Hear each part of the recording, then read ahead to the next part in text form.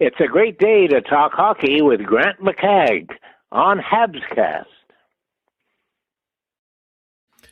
Welcome to HabsCast. I am your host, Eric Macramalla, here with Grant McCagg, an NHL scout, former scout for the Montreal Canadiens. This is, of course, HabsCast, all things Montreal Canadiens.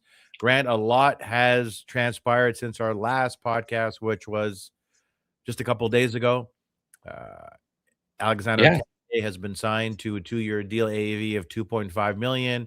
Jacob Dobeish has spoken from the heart, and that seems to have gotten the attention of Marty St. Louis and members of the media. Jaroski scored a beautiful goal. I saw one online on Twitter. Maybe that's the one that you want to review. I suggest that we start with Tessier's signing, because I think it is a signing that is going to have a ripple effect, and the Montreal Canadiens are telling us something with this 2-year signing of Texier, AAV of $2.5 million. That AAV is a bottom six forward, if not a fourth liner salary. What they're saying to me is he's not going to play forever on the first line on the right side with Caulfield and Suzuki. I think that we knew. But I think more importantly, they're saying we have a lot of forwards in the bottom six. We prefer him over some of the other forwards. And so now the next step is we might see the Canadiens send some players down or move some players up by the trade deadline or in the offseason. That's what the signing means to me. It's not enough just to say, yes, they like Texier. They do. I think maybe the more accurate statement, Grant, is they like him more than following players. Your thoughts? Yeah, no, for sure. Simon here, mentions that the Texier contract means that young players like Roy, Farrell, in Montreal is over. But it goes beyond that, because you only have a 23-man roster, and they have about 29 when everybody's healthy, right? I mean, you can send down Blais or try to, and you can send.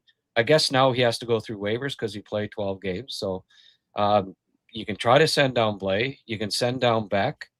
You can send down Dobeish maybe sooner than they had originally planned, if there's ripple effects from his interview, from what you tell me. But they're going to have to make some decisions on some people that have been in the organization for a while, some regulars. There's just, the numbers tell you that there's too many people that, with Anderson and Newhook and Laine back, you've got 9, 10 vying Doc. for. Don't forget Doc. 9 or 10. Well, Doc, I'm thinking first line, but I'm saying 9 or 10 vying for the bottom six. And then, that could be Doc too. And then Texier's on the first, or vice versa, whatever. There's still far too many bodies. So, Jake Evans and Valeno, you can even make the argument is Valeno is a third of the salary of Jake Evans, give or take, about 1/3. They're going to maybe have some issues with the cap down the line here. Do they even consider maybe moving Jake Evans and keeping Valeno around as a 13, 14 guy at a cheaper salary that can play in Evans' place when need be? So there's to me, the Texier signing at this point, I didn't think it needed to be now. What I suggested the other day was maybe Doc is out for, we haven't seen him back yet. We thought he was going to be back 2 weeks ago. Now, still wearing this walking boot, even though I've been told, well, that doesn't mean anything. Well, maybe it does. Maybe it means that Doc, has had a setback once again. And if anybody's going to have a setback, it's Kirby. Yeah, Doc. but I saw Doc this week on the ice. He's wearing a contact jersey, but he was on the ice, I guess. True. But you got Kirby Doc's coming back, Newhook's coming back, Laine is coming back, Evans is coming back. I don't know whether Laine still has a role on this team, given that the style of play maybe is incompatible with the new identity of the Montreal Canadiens. But Doc comes back. That has an impact because Texier drops. He drops. So you look at the players that are bubble players on the Canadiens, the Budjiks, Blais, Valeno, and even Gallagher, although Gallagher's salary is $6.5 million this year and then next year as well. So those are the players that can be moved. Valeno, for me, this is maybe where we don't completely agree. You mentioned it early on in the season, and you were bang on. You said the offense dies on Valeno's stick. You're absolutely right. He's a left shot centerman, which is great. His face-off percentage win is about 50%, but he can't finish. He can't. So to me, Jake Evans, Grant, is a much better option. Hang on. Jake Evans you cut me off, so I'm cutting you off. But you were talking forever. I was just like, I cut you off. No, Valeno I wasn't. Is offense Jake Evans start on Jake Evans. Evans is a better option than Valeno. He can finish, Grant. Well, offense doesn't start on Jake Evans' stick. His all-time record is 13 goals in a season, and that's playing 18 friggin' minutes. Third line role, he even played second line role with the Habs. But no, I was trying to finish my point. That's probably why I decided to interrupt you back, Eric. But yes, him signing right now, I don't know if that we're trying to read the tea leaves here, right? Why did they have to sign him now, Eric? What is your thought? What is your take on that? So what my thought is, and I hadn't thought about your angle of Doc maybe being further away than anticipated. If I brush that aside, and it's possible, it entirely is possible. The guy is like Mr. Glass, so he does injure easily. But what that signing to me was a signal that we see Texier for the next 2 years as a bottom six forward and likely as a fourth line player. So what that means is that we don't see others on this team in that same role. So Blais, Valeno, Budjik, I don't know what's going to happen. Budjik has been underwhelming after getting off to a really quick start, but he's young and there's ability there, and I still like him. But it's an open question as to whether I think he's signed because they see him as a better option than the incumbents on the fourth line. Right. No.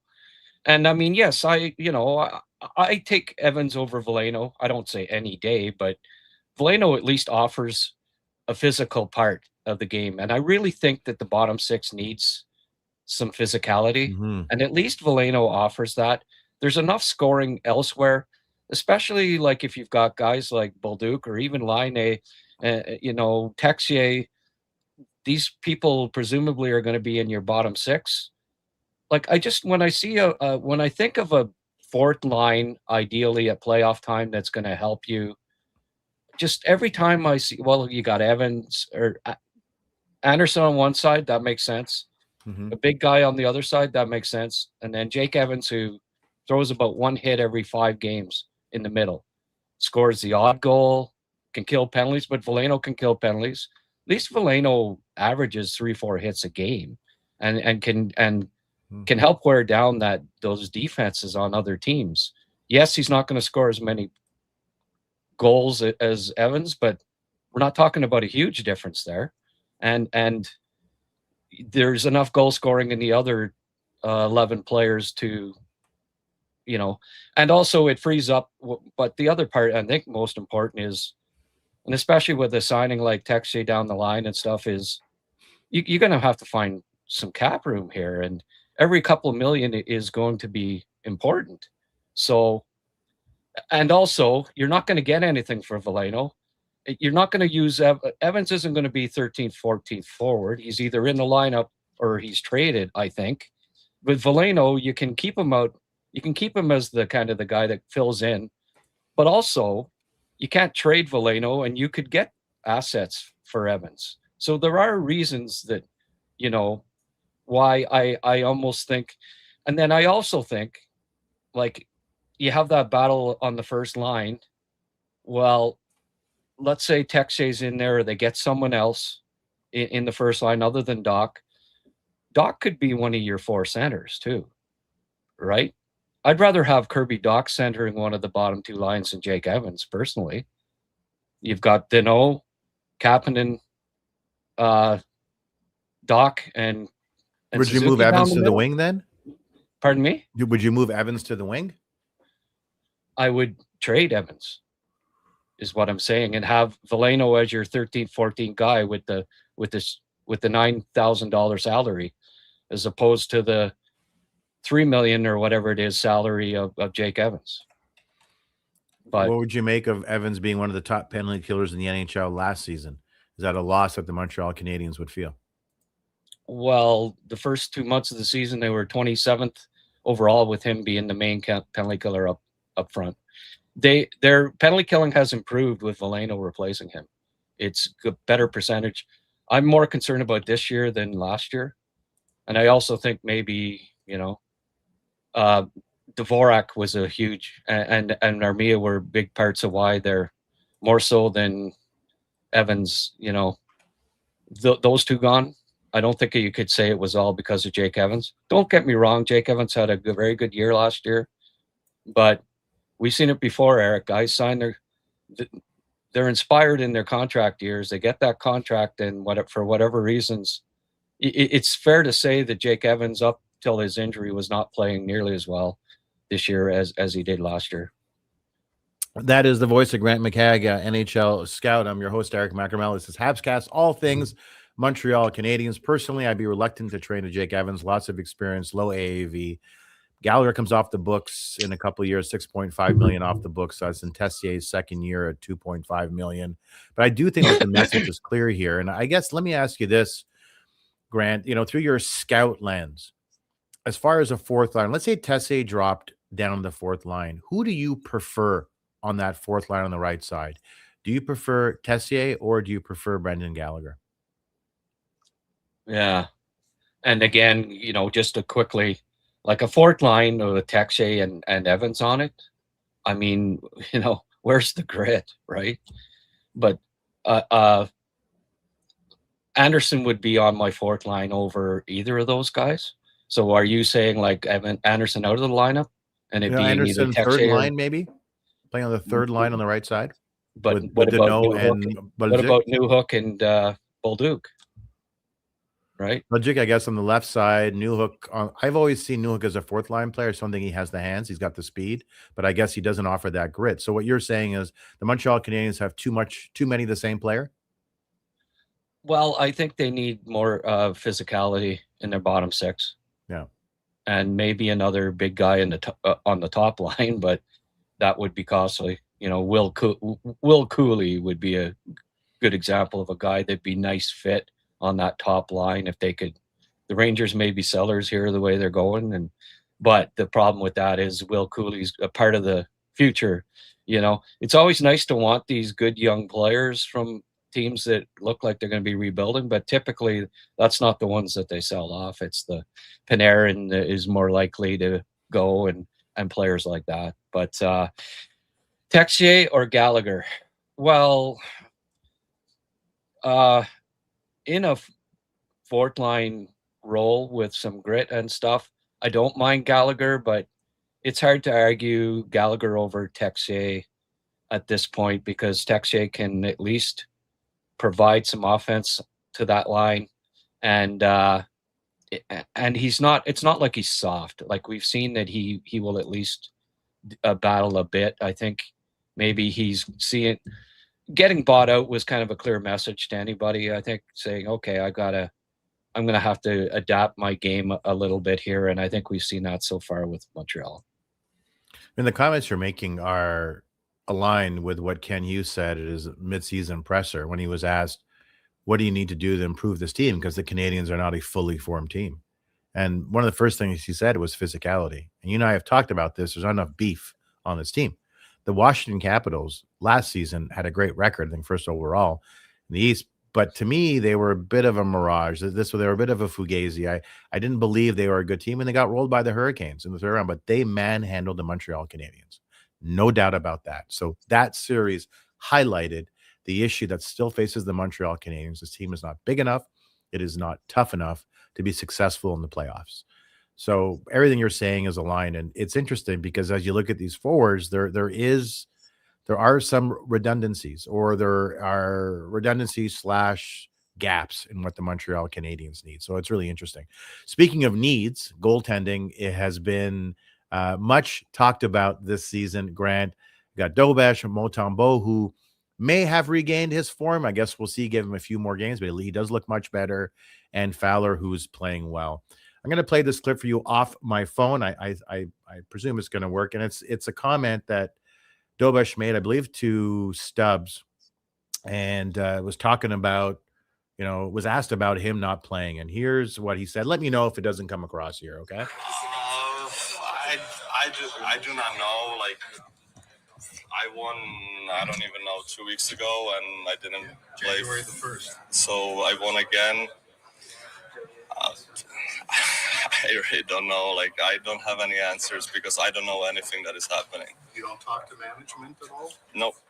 I talked to Marty for the first time ever, and I cannot say what was said, but I do not understand. Yeah, I don't know. I wish I would tell you, but I don't understand any of this, and I just try to be there for my teammates, play for my amazing fans, and that's all I really have, those two things. And I just try to win.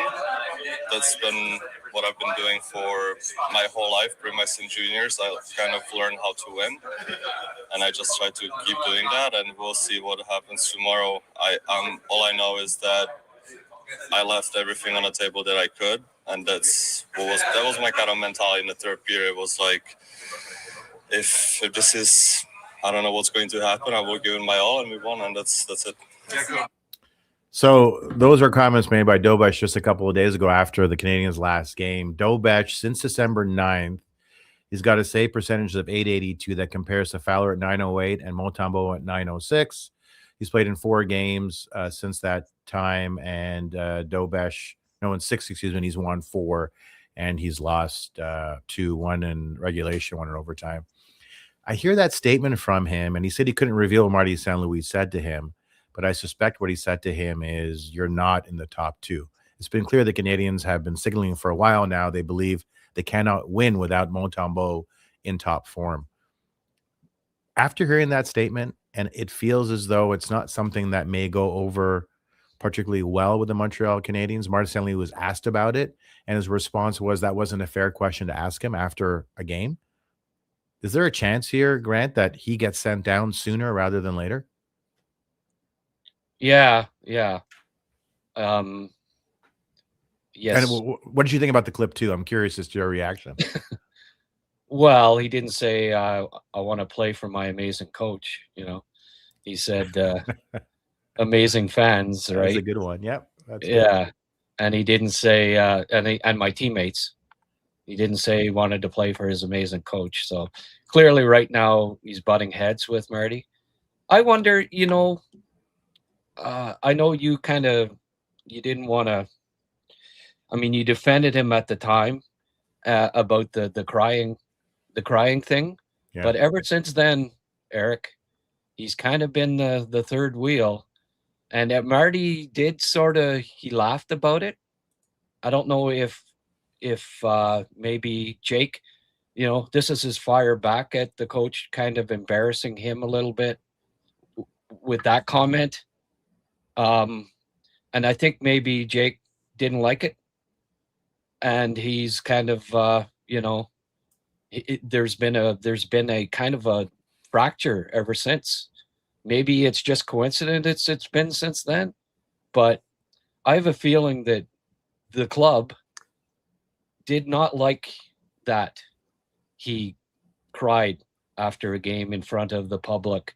And maybe I'm wrong. What do you think? Well, it's funny you say that. As more time passes, it probably wasn't something they were elated about. No. Since January 1st, I just pulled up the stats. Dobeish save percentage across 2 games is .833.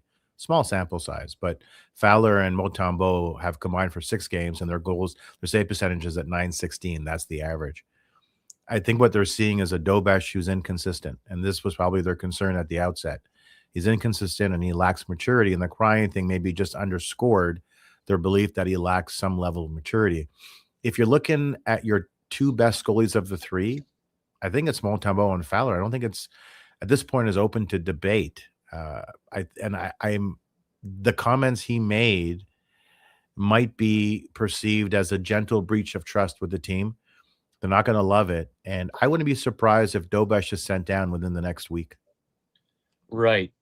Well, I mean, originally, you think, before this, I think, were you thinking Olympic? Like somebody, they keep the 3 until the Olympic break? Or was that someone else that? No, that wasn't me. But the concern I had was that Montembeault was playing really not well. So you had no choice. But now it seems as though he's rounded into form. Him and Fowler are pretty much a push. Well, and Dobeish was on the outside looking in. And yes, he has won despite his struggles lately, and he's won 70% of his games. And I mean, you'd probably have to search quite a piece back to find an NHL goalie that got sent to the minors when they'd won 70% of their games and started quite a few. Like it's probably not that many that get sent down who've won 70% of their games so far. So I get his point about that, but he probably should have kept that to himself, and not said that to a reporter. And I don't think that's going to help his cause. It's only going to hurt it. And I can't see any other, it's not going to be Fowler that's sent down. And Monty's, hey, they've given him every chance. They obviously handled it right in sending him to the minors and getting him back on track. Monty has clearly been better than Dobeish when you compare each of their last 3 starts. Yes, Dobeish has a good record, and they aren't where they are right now without Dobeish getting them there. But you have to go with, when Dobeish was one of the 2 best goalies, I said he has to be playing. Mm-hmm. So I'm not going to turn around and say, well, he should be playing when he's the 3rd best goalie now. It's the other 2. And he can be sent down. And he's also the one that still needs the most work on his technique and playing style and all that. Like there's still holes. He's won 70% of his games more so out of his willingness to battle than it is about his, the way he plays in the net. He's still a flawed goalie when it comes to technique. And I like the goalie coach. Marciano's a good goalie coach in Laval. Mm-hmm. I think the best place for him is in Laval going forward here, and not going with 3 goalies. People have said, well, they've got the big schedule, the condensed schedule. You stay with the 3. Well, 90% of the teams in the league aren't. So, and it might become a distraction too after this interview to keep him up. I think the best solution here, because he doesn't have to clear waivers, because he still needs work, because of what he said, send him to the minors. What do you think, Eric? I think you only need to carry 2 goalies, and the Montreal Canadiens will need a roster spot in any event. And it's logical that one of 3 goalies goes down, and it's Dobeish. Just given his save percentage is significantly lower than the other 2 goaltenders. Vidak makes a good point, and he's right, and we have to acknowledge this. He said this team is not a top 3 team without Dobie this year and doesn't even come close to make the playoffs last year too. Right. Look, we had a really soft schedule to start the year. Montembeault was absolutely a complete disaster, and that's multiple softies in games at times. Dobeish saved the Montreal Canadiens season, and I'm not overstating it. If Montembeault had played most of those other games, or the Canadiens had found another goalie and didn't perform well, the Canadiens are not in a playoff spot. There's not parity in the Atlantic Division. There's what I call now extreme parity. There's a very small difference between first place and last place. So the Canadiens and the fans owe Dobeish a debt of gratitude, but it is clear that he's not playing at the same level as the other 2 guys at this point in time. As you said, there are holes in his game need to be addressed in the manner in which he plays net. And on top of that, you've got Laine, Newhook, Evans, Doc, all coming back at some point. So you might as well sooner rather than later send them down. Plus the statement he made, I don't think it goes over well. So I expect Dobeish to be down on the minors. I think Grant, it's the right choice. I do think it's the right choice. I just quickly, Eric. I don't mention this each show, and I thought of it after our last one, but you know, um, Eric is the host of Offside on TSN 690 and TSN 1200. It's a great hour-long show weekly where he goes over the business of hockey, talks contracts a lot. It's a fantastic show, and I really recommend that you tune in to his radio show every week. And I haven't been plugging that, but it's the least I can do for you doing this twice this week with me. So I really appreciate it, Eric. Somebody mentioned here about we both live in Ottawa, Eric and I.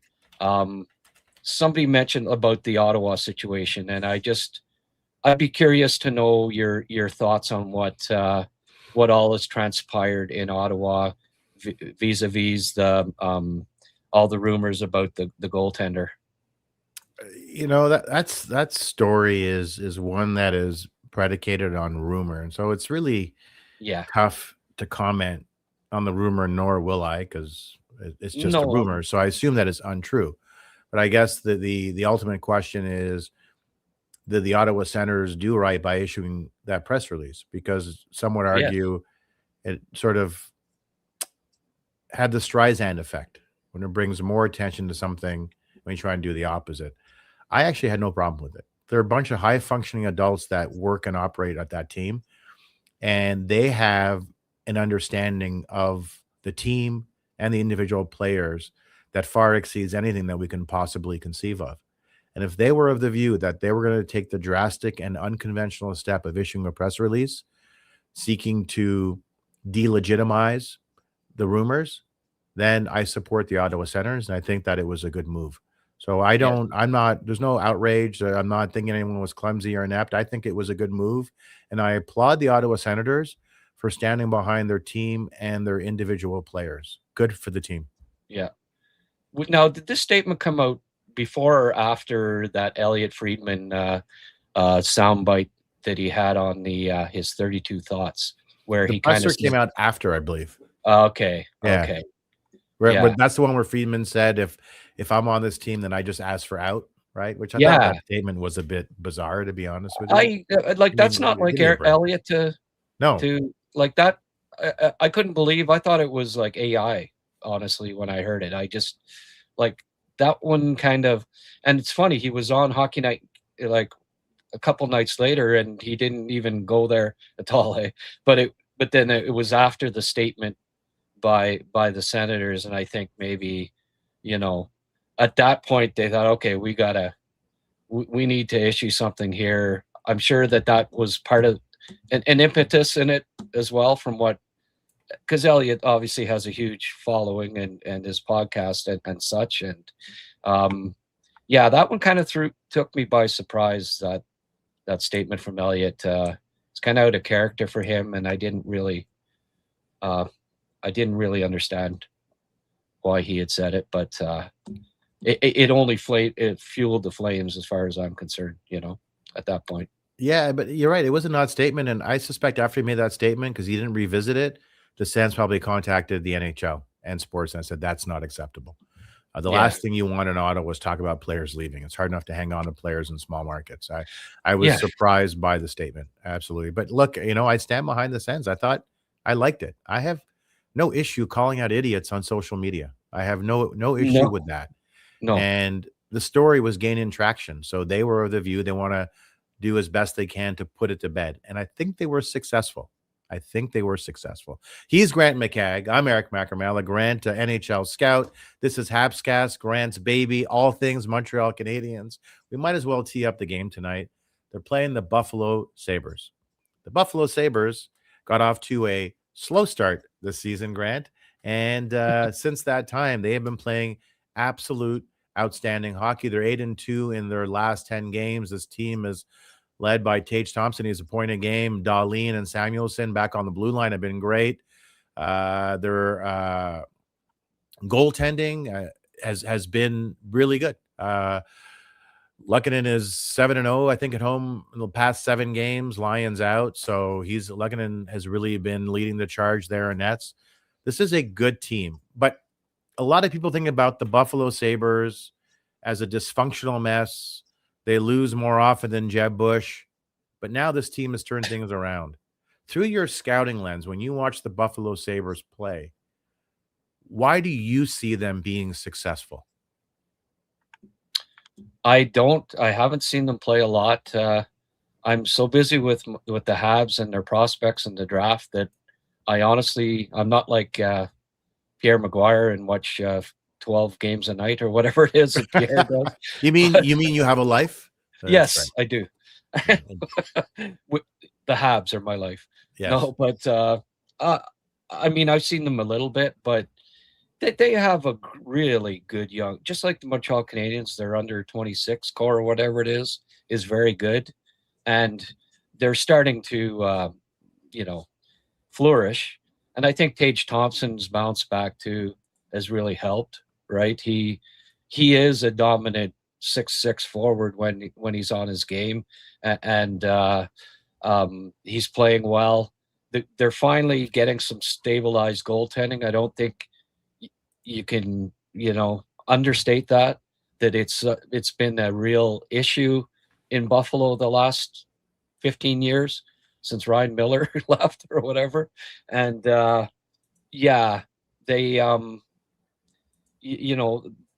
Owen Power, hey, young defensemen take time, and especially when you're 6'6". I don't care if you're first overall in the draft, what have you.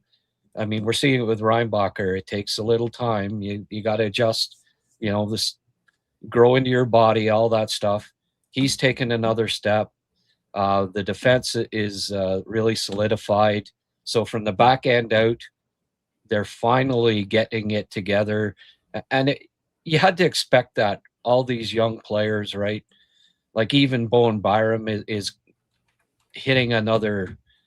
Again, when you hit your mid-20s is typically when you start to reach your prime as an NHL defenseman.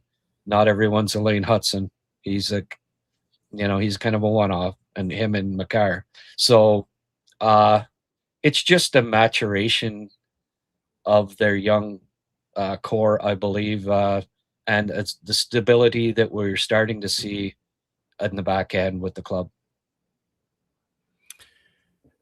This team they're a fun team to watch, and I like how you compare it to the Montreal Canadiens. They're not as fast and as skilled as the Canadiens, but they have been playing well. The only open question is goaltending. Luckinen, last season he wasn't very good, and I think that's fair to say. His save percentage was in the 880s. This year, his save percentage is 906.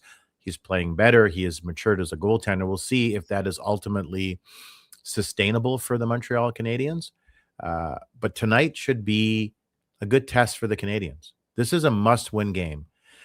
But, I mean, it must be exhausting for teams in the Atlantic because every game is a playoff game. Every game is a must-win game, and I just wonder mentally if that's exhausting. But this is going to be a really good test for the Canadiens to see how they're going to handle a Buffalo Sabres team that is fast, has good goaltending, and a strong blue line. I'm interested to see they're playing them tonight, and then they're playing them again next Thursday. I'm going to that game in Montreal, taking my son Daniel to that game. He's got a hockey tournament in Montreal. We're going to go down the day before, catch the Sabres game, and then I'm going to be at the Habs Sens game this Saturday, and then the Habs Knights game next Tuesday, so get a sense of seeing them live. Nice. But, just Grant, when you look at this, you've been in hockey such a long time, and I look at the standings, and I talk about extreme parity in the NHL, and you're looking at in the Atlantic Division, the Lightning are 61 points, so they have 3 games in hands on the Red Wings. After that, it's a logjam. There's 9 points separating 7 from second. Do players is there some mental fatigue in having to compete like that every single night? Are the Canadiens in a better position because their players are younger and they recover more quickly with this compressed schedule? What's your sense? I mean, when you look at the Atlantic Division, you see an extreme level of parity. What are your thoughts on that? I'm really curious to hear from you on that. Yeah. Extreme level of parity yet. Buffalo's 14-2 in their last 16. So, and Tampa's won 10 straight. 11. So, that's not parity. That's dominance. right? But there's parity because right now the top 5 or 6 clubs in the division are just rocking, right? They're all winning, so that's why it's so close.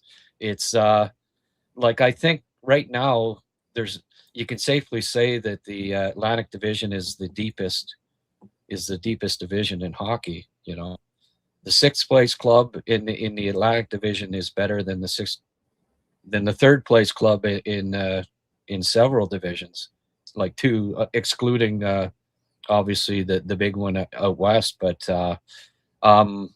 yeah, I think it's 5 teams are going to come out of the Atlantic, I believe. I think it's safe to say there'll be 5 teams, and I hope that's the case, because Montreal, as well as they're playing, they might be the 5th. They might be the 5th club, the wild card club out of the Atlantic Division. The way things are going, it's just like Toronto's coming on like gangbusters now too. They beat Colorado the other night. Matthews has gotten hot again, and he can score 50 goals with his eyes closed if he's on his game. So it's going to come. I think it's going to come right down to the final week to decide all the playoff spots in the division. He is Grant McCagg, NHL scout, Americ Macramalla, not NHL scout, but the host here of HabsCast. For this episode, Grant's got a rotating roster of hosts that help him out here on HabsCast, all things Montreal Canadiens. I want to just deal with some of the questions here and then tie them in to one writer's proposals to what the Montreal Canadiens lines may look like if everybody came back and was healthy. And I want to get your views on that, because it is interesting. The question here that I read before, and I can't find who posted at this point in time, but the question was, can Brendan Gallagher be bought out? Gallagher has got 2 years left on his deal, $6.5 million AAV this season. And next season, if you buy him out at the end of this year, then when you buy a player out, the cap hit is spread over twice the number of years left on the deal. So if you buy him out before his final season, the cap hit is spread over 2 years. His cap hit next season, if he's bought out, would be $3.83 million, which is a net gain for the Canadiens of $2.67 million. And then in 2027, 2028, the Canadiens would have a cap hit of $1.33 million. And because he's not playing that year, they'd be a deficit of $1.33 million. So if the Canadiens do buy out Brendan Gallagher at the end of this season, they will have a cap surplus of $2.67 million. Is that something that you think about, Grant? Because you know what's funny? You and I have been talking about today, last show as well. More people are talking about it. Yeah. Well, I don't suppose that he would retire and not take his last year of salary, right? Carey Price just sent him an email. Don't do that. Love Carey. Go on long-term injury next year, like Carey did, and like and his injury would be, I'm tired. Well, I mean, that would be the ideal scenario, I guess, next year. Just say, well, yeah, you're on long-term injury. We'll pay you, nudge, nudge, wink, wink, and then ride off into the sunset, right? But I mean, proud man that Brendan Gallagher is, he obviously wouldn't go for that. It's a tough situation, isn't it, Eric? I just, from a PR standpoint, it wouldn't be very good. From a team standpoint, I don't know how that would be received by the players. From a personal standpoint, I wouldn't feel proud about them buying out the guy that has been the only guy that's been on the team for any prolonged period of time. I'd prefer that he got traded than to being bought out. I realize it's easier to buy him out than it would be to trade his contract at this point. The fact that there only being 1 year after this year, though, like, I think the odds are better than, say, 2 trade deadlines ago that they would have been able to deal his contract. I think it would be more plausible at this trade deadline, but they'd have to take back a contract to do any kind of deal like that. I'd be more open to that than I would be to buying him out. What about you? I agree with you. It doesn't seem consistent with how this team operates Yeah. that they would buy him out. I don't see that. I think a buyout would come across as disrespectful from their standpoint. I don't think they'd want to do that. Pierre Gingras, I assume Gaston Gingras' brother's uncle's roommate, said Hugo will find a way to end Gallagher's tenure with grace, no doubt in my mind. If you can trade him, then you trade him. I think that's what you do. If you buy him out, you're saving 2.8. So if you trade him and you want to retain salary, it's got to be less salary than you're gonna create by way of a buyout. So it's maybe a trade situation. It's a discussion situation. Your minutes will be limited next year. Last year he played well when he came back. He had 20 plus goals. So he played really well. He just looks a little slower this year. So that leads into my question for you. Mark Dumont from Montreal Hockey Now. I guess now it's sportsnot.com/Montreal Canadiens has proposed forward lines for the Canadiens, Grant, assuming everybody is healthy. The top 2 lines are the same. Here are his bottom 2 lines, and I want to get your view on this. Line 3, starting on the left side, Newhook, Deneau, Texier. So I'll go with his first one. So his first 2 lines are the same. Third line, Newhook, Deneau, Doc. Fourth line, Bolduc, Evans, Anderson. Gallagher sits, Laine sits, and to Laval, Beck, Blais, and Valeno go. The alternative is Blais stays, plays on the 4th line, and Bolduc goes to Laval. Your views on potentially sitting Gallagher and Laine and having the bottom 6 being Newhook, Deneau, Doc, Bolduc, Evans, Anderson. Yeah. Well, I mean, that's probably what I would, yeah, if you didn't have to deal with having $14 million sitting in the stands, right? How ecstatic would Jeff Molson be about that? First of all, he's the kind of the guy that signs the paychecks, and how ecstatic would the 2 guys making $14 million between them be about it, or $15 million or whatever it is? It's probably $15 million, right? Mm-hmm. 8.5 and 6.5 or something like that. That's right. Yep. Easier said than done.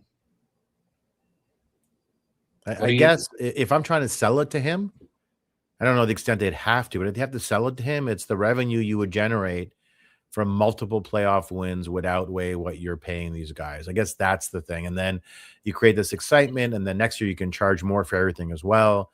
So you should be well ahead if the team is better with those 2 guys out lineup than they are with them. Now, look, we're coming down hard on Gallagher, but he's still a hell of a hockey player. And in the playoffs, he's going to give everything. He's going to be really physical, make the goalie's life difficult.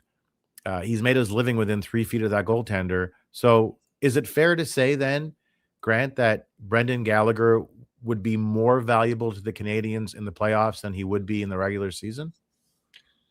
Yeah, well, if I'm starting a playoff series, I don't know that I have Alex Texier in the lineup over Brendan Gallagher if he's on the 4th line. I'm not sure, because things, they can say that they don't put the whistles away, but they do. There's a lot more clutching, grabbing, holding, all that stuff. It's rougher. There's less space. And Brendan Gallagher is the kind of guy that, he's built for the playoffs just from the way he plays, right? And the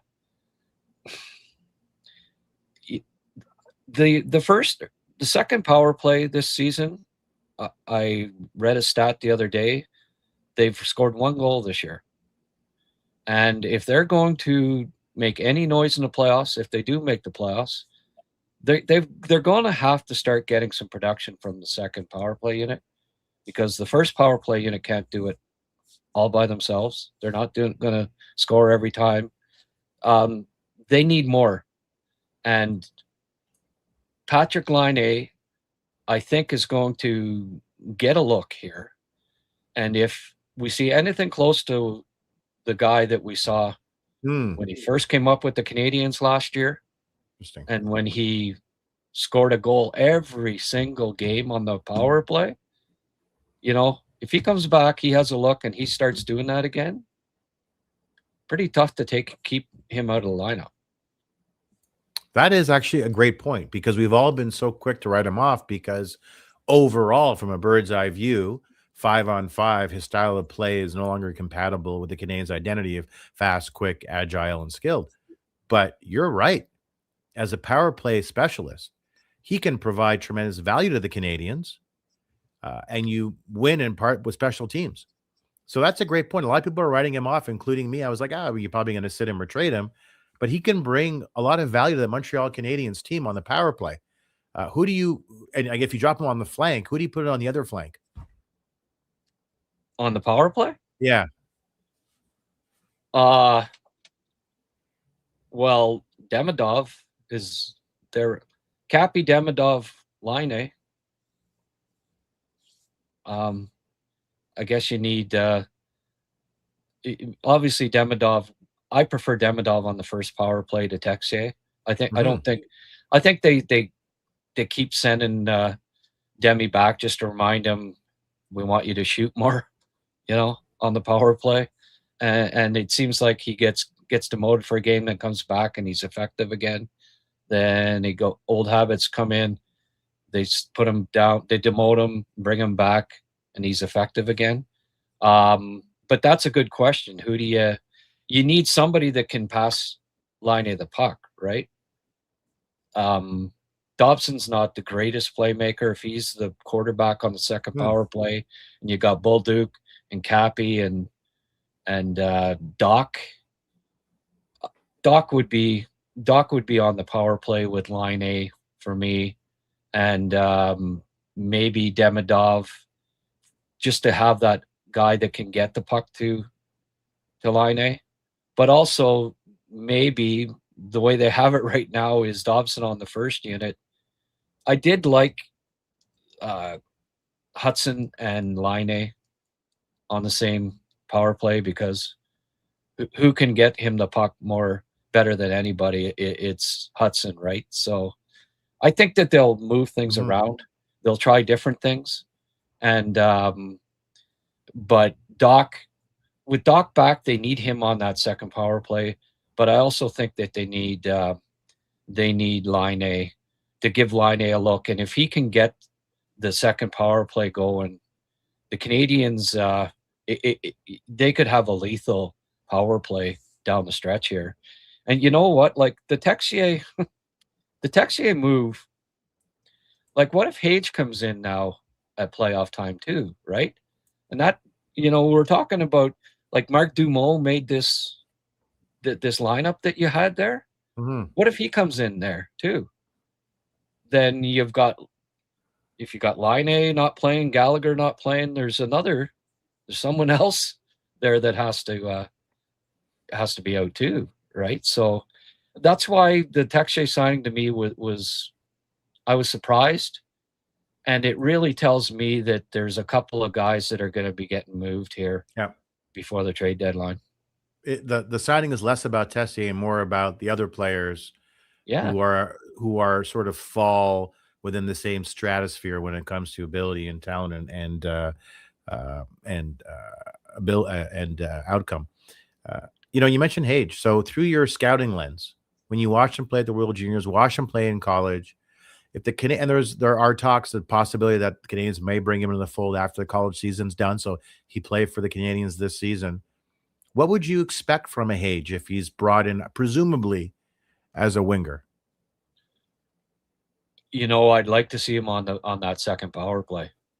That, to me, I think he can be he is already at the level where he could help an NHL power play and help it quite a bit.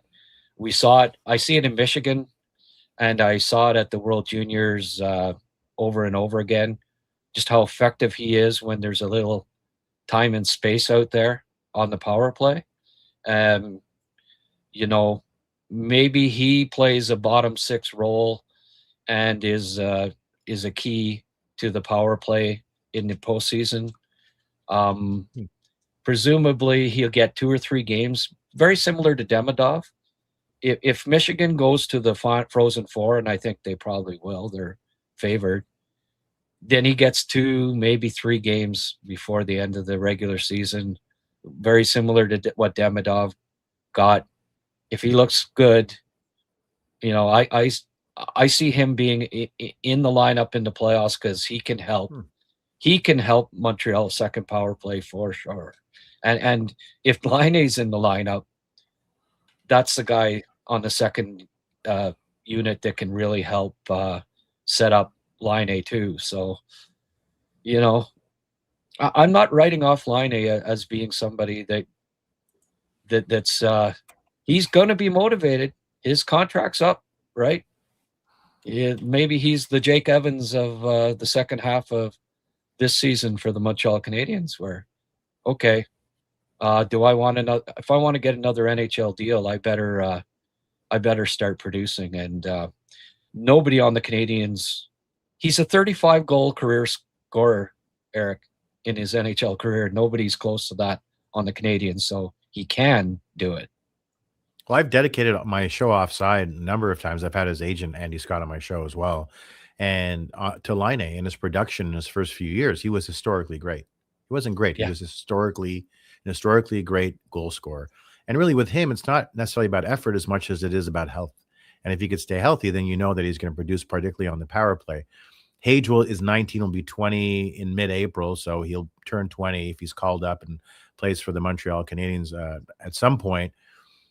Is it a scenario, Grant? And I'd love to get your view on this as we're just about done, and remind you, listeners, stick around. Grant will stick around, answer your questions after we're done here at about 2:00. My question for you is this, and I think this is a question that many people would love to hear your views on.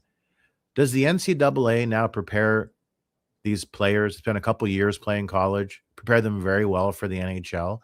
And how does that compare to the CHL? Yeah, they do.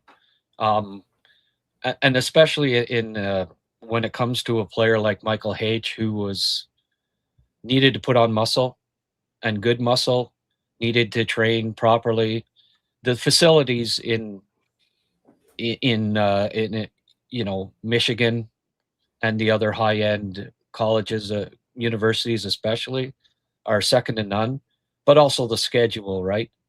A player like Michael Hage that need to put on, from the day he was drafted till the day he plays in the NHL, needed 10 to 15 pounds of good muscle minimum, is going to get that with a 40-game schedule and the facilities and all the time off playing college hockey, as opposed to, you know, especially the teams that go to the Memorial Cup, where you might play 100 games from exhibition season till the end of the season, and there'd be no time at all during the season to continue to get stronger, because you're... Oh, that's interesting. I hadn't thought about that.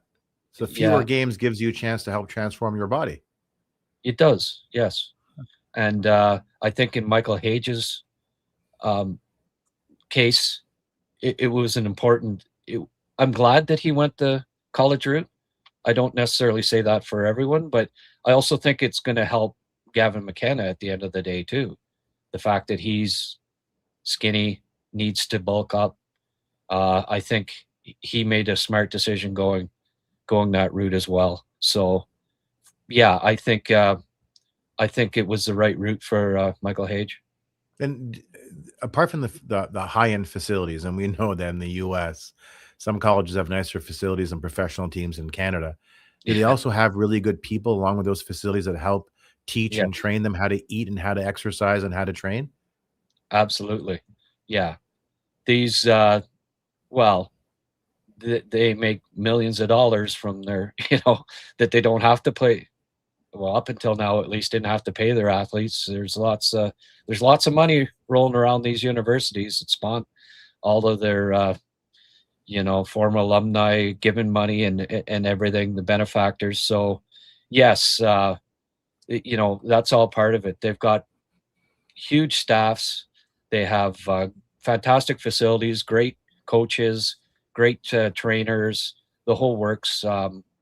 So in his case, like we've just seen it from that first development camp with Montreal, when I was there and saw him and saw that he needed to bulk up a fair bit, to what we saw at the World Juniors, where he was, I thought one of the stronger players physically in the tournament. Like he's bulked up nicely already in the year and a half, and that's going to bode him well in, I think, being able to win a spot here late in the season with the Canadiens, if and when he signs. Well, that's exciting. Exciting to hear that if he does sign with the Canadiens, that he may have an impact coming out of the gate, and that's going to be a lot of fun to see. And for me, it's just so nice having finally an Egyptian playing for the Montreal Canadiens. Look forward to seeing the Egyptian magician work his magic as my two boys, the princes of Egypt, watch Michael Hage on TV. So we're flush at 2:00. So we are at a time. Grant, you're still going to stick around, correct? Answer questions from your growing number of listeners. So you're gonna hang out here. Any questions they want to ask you about hockey or anything else, they can go ahead and ask you, correct? Yeah, I will stick around here for at least a half an hour after. It looks like we've got quite a few comments. We've had we've got more than 100. Oh, a lot of comments. This is incredible. Like, thank you to the listeners that have been so engaged. And then apart from sticking around here, the Habs play the Sabres tonight. I know sometimes you'll do a show after the Canadiens play a game or the next morning. What are you thinking of doing over the next couple of days, just so the listeners can look for you? Okay.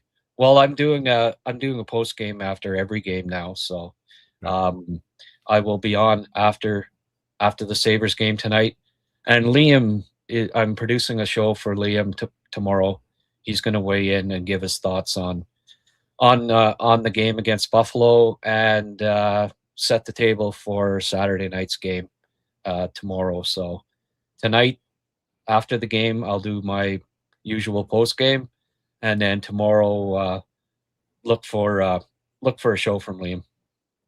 Fantastic. Well, as always, Grant, I love this. I love talking Habs, but it's different talking with you because, well, you know a lot more than the rest of us do. Your brain has been pounded in to scout form. So it's always great to see the game through your eyes. I hope the listeners like me learn something every time they tune in. Thank you, Grant. Grant, NHL scout. I'm Eric Macramalla, and this has been HabsCast. Chat soon. Thanks, Eric. Eric Macramalla, folks, host of Offside on TSN 690 and TSN 1200. TSN 1200 is the Ottawa. I think he might actually be on Edmonton too, if I'm not mistaken. So, yeah, great show. I recommend that you tune into it. He has great takes on that show, and he's a lot smoother. He's a lot smoother host than I am. He's been doing it 8-9 years, and it shows. I'm still, ironing out some bugs here, getting used to hosting a show. Hopefully it just keeps getting better and better, but not always completely smooth when I'm running the show, not like with Eric. Anyway, I got a little something to show folks here. Mr. Alexander Jaroski, goal today. What do you think of that?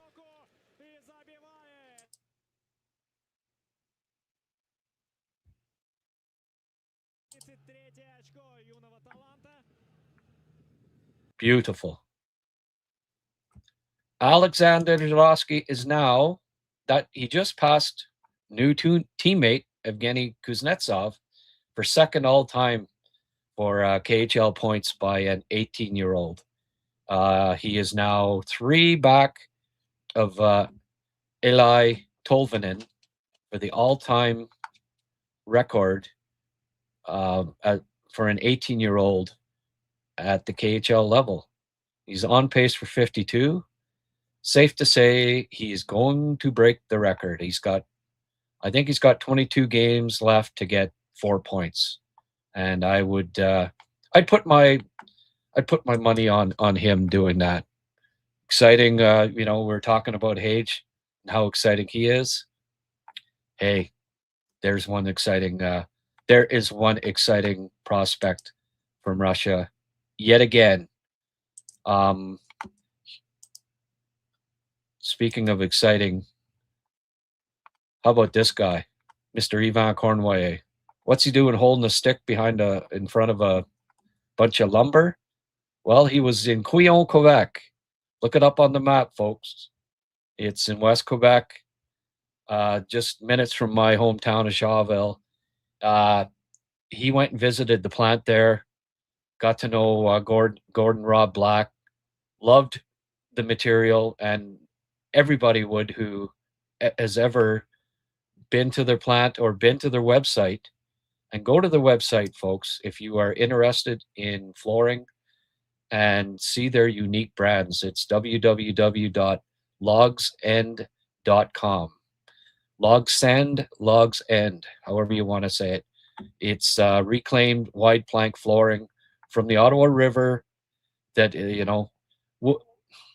logs that went down the Ottawa River in the 1900s that ended up at the bottom of the river, well preserved for over 200 years, made into fantastic wide plank flooring. Listen, it's the go-to place for NHL greats like Ivan, Gary Galley, Chris Neal, Mike Vernon, and Chris Phillips. They all got flooring from Logs End, and they couldn't be happier about it. If you go to Logs End and you want to get a quote from them, tell them, just leave in the notes the email, hey, Grant sent you, and they'll look after you. All right. What else do we got here? I did have yesterday. I was supposed to show some highlights, and maybe I'll get to that today if we get a little bit of time. In fact, maybe I'll do it right now.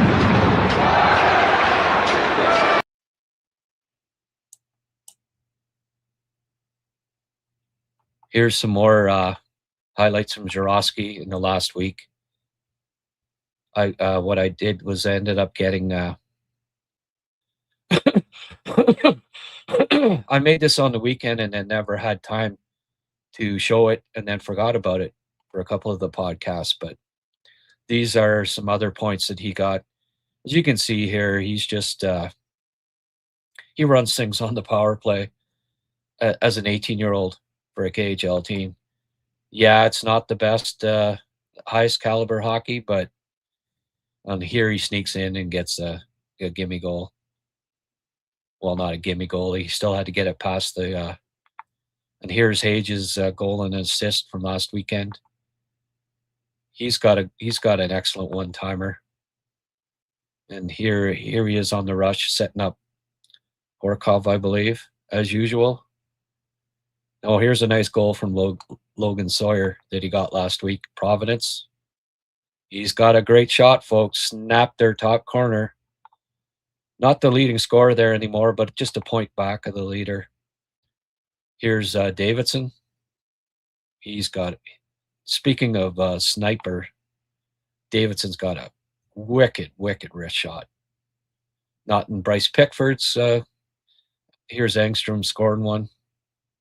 Nice blast from the point. Adam Engstrom. He had a goal and assist. Here's nice play by Davidson. Got picked up an assist. Here's the other assist he got. Nice pass over from Davidson there. Deflected by Farrell in front of the net. That was also a nice dish from Engstrom. Here's Mashar's goal. He's come on lately a bit. Like, he's getting some points. This is Reinbach. He didn't get assist on this, but I liked his work on the power play there, and that was on the Farrell tip goal. And here's a few saves from Alexei Cornway's last game against at Alaska on the weekend. He stopped 20 of 21. These are a few of his better saves. I really like the look of this kid. I think clearly, he was picked later than Radkov, but he's definitely had a better year than Radkov. And I think, Miller's been in Denver, but this guy's facing more dangerous shots in Cornell, albeit not a pile each game, but there's always a few really good saves that he makes. I like good size, good athletic ability, like here, right? Breakaway, nice pad save. I wish these highlights were a little closer, but hopefully you can see. If you're on a laptop, go full screen. But as you can see by all these, he's got good quick pads, athletic, good technique. Considering he's a freshman in college freshman, I like what I see. There was this is Handel. Couple of nice he picked up a couple of really nice assists here with decent puck handling. He had been kind of quiet for a while, but a little better. Oh, here's Protz. Couple of assists from Protz. Basically just getting him up from the, not what I call primary assists really, but hey, it's key to get the outlet passes out of the zone, and he's pretty proficient at it. Here's a hit from him, a couple of hits from Protz. You do any highlights on Protz, you like to include some hits, right? And there was another nice outlet pass. Yeah, you wouldn't say that he was the main highlight in that one, but a little generous giving him an assist on that too. But hey, he was the second last guy to do it, so. Oh, here's Konyushkov. There's a goal. He keeps producing. I don't know if he'll ever be over here, but he's certainly NHL caliber right defenseman. Here's a nice feed from him. He gets an assist on this one. Again, didn't do a pile of the work, but you still got to get the outlet pass out there, right? Oh, here's Philip Eriksson in Champions League. Nice dish that ends up in the net. He's been good in Champions League play. Oh, and here's a really nice. I'm going to back that up just a little bit. Vinny Rohr with a real nice move here along the boards. Went back, fed the middle. Nice assist from Vinny, who's starting to get productive again in Swiss League play. So there you go, folks. There's a highlight package from Habs prospects from last week. Apologies for not getting that on the weekend. Better late than never. Okay, let's get to. Geez, I got a lot of comments here. Pierre saying Dobie's over emotional for this market not going to end well. Well, I suppose he's a trade chip too, right? Kakanen's playing well too, so it's not like you couldn't get away with moving him, I suppose. Maybe he's an option at the trade deadline to move. Talk to Marty for the first time ever. Dobeish will be a very good goalie, I believe, but this might get him out of Montreal sooner than later. Yeah, he didn't need to say that either. Yeah. I think Texier signing is more a sign that Line A has no future here, more so than Goalie. Maybe. A lot of unanswered questions right now, VDAC. By the way, I have to get you your I'll get that after the show. I'll get you your subscription. Valeno has played well on the PK and solid on the dot. Yeah. I mean, there are a few reasons why,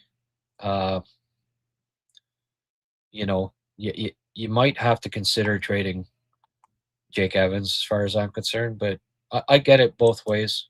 I mean, you can make the argument both ways. And Laurentians, I saw this post earlier, and that's why I asked Eric about to weigh in on the Ottawa situation. I feel like Gallagher keeps the team effort high through his example. I hope his mindset stays among the players when he leaves. Well put. Yeah, I agree with that. Get down here.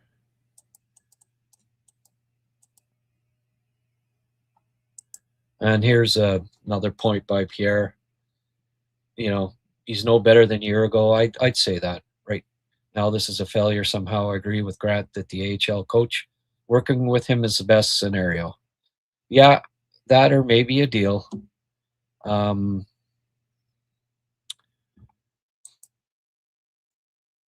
Dobeish missed an opportunity to grow and endear himself to Hugo and Marty. And, they may wait till the Olympic break, but those comments might expedite things a little bit. You don't want distractions in the dressing room either. So before that, those comments, I would have said yes, wait till the Olympic break. Now, I'm not as sure about that. Yeah. Dovey's style and character is closer to DH. He is nowhere near him, but DH. Dominic Hasek? Dominic Hasek's style was stopping every friggin' puck. I wish that was Dobey's style. Everyone has to recognize that before making possibly a wrong decision. Yeah. Well, Dobey's not, it's not like he's 21 or something either, right? Dobey's like 24 years old. And we still see the same technique flaws that he had before. So, I don't know. We'll see. He's certainly not going to, if you're afraid that he's going to turn into Dominic Hasek, there's only one Dominator. Why? Because he's from Czechia too? Like, if he was from Lithuania, would you be saying? Not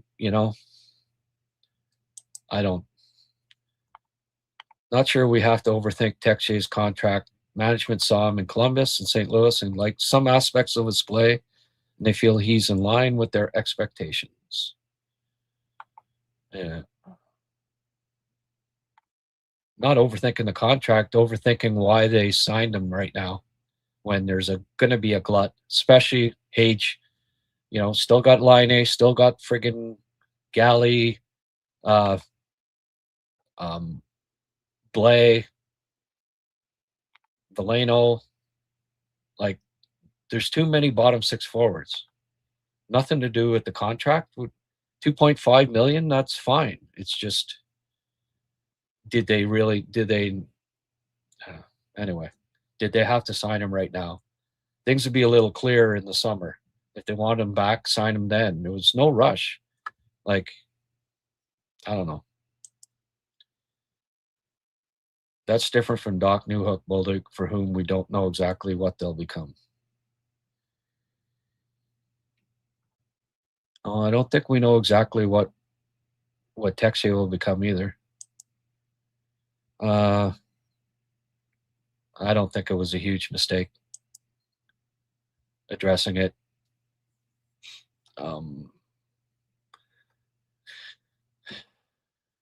Doc will be out at the end of the year. Well, let's wait and see. They paid a hefty price for him. Fair to say that injuries have been the key reason why he hasn't developed into what we had hoped by now. Let's not give up hope on a 24-year-old former top 3 pick just yet. That wouldn't be smart. And he's an RFA, don't forget. And he's not going to be able to ask for a big contract. So the rumor's already out there anyways. If they don't deny it, then people will assume it's true. Yeah, no, they needed to address it. I'll have to agree to disagree with Pierre and a couple others. Yeah. Hey, it wasn't just about this one guy. It got a life of its own. Anyways, we've talked about it, and we'll move on. Oh, Pierre's got lots of opinions today. Sick of waiting for Doc. Okay, right. Buffalo has too much skill to have been so bad last couple of years. Maybe they have overcorrected recently and will regress a bit or even out. But good to see them at least be competitive. There we go.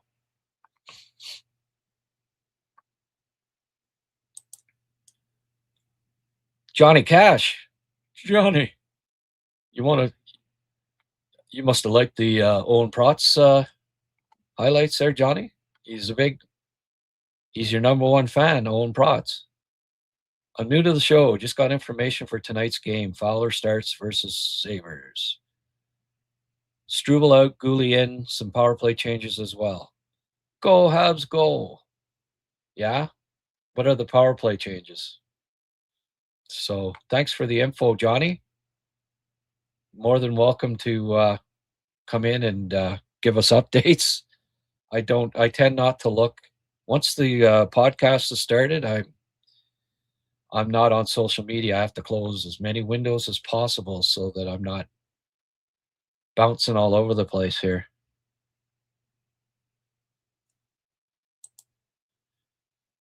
We do SMTG we were not doing before. It's coming back in the third.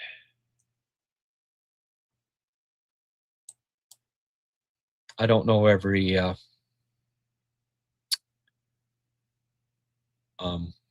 acronym. Sorry. Not sure what SMTG means.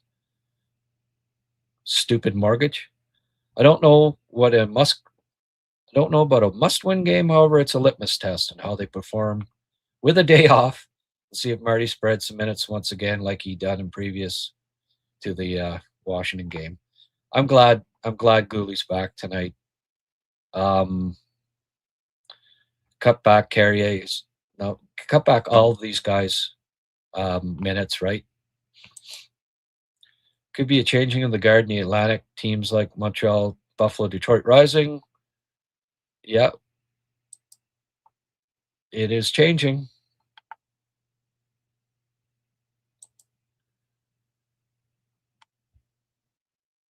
Not worth buying them out. All right, we got the same guys weighing in over and over. I'll try to get some comments from some new people here. Montreal will not buy out Gallagher. No, I don't think so. Emil, what do I think Kapanen's next contract? Hey, a different topic. Yay. Emil, I would say if they sign him this offseason,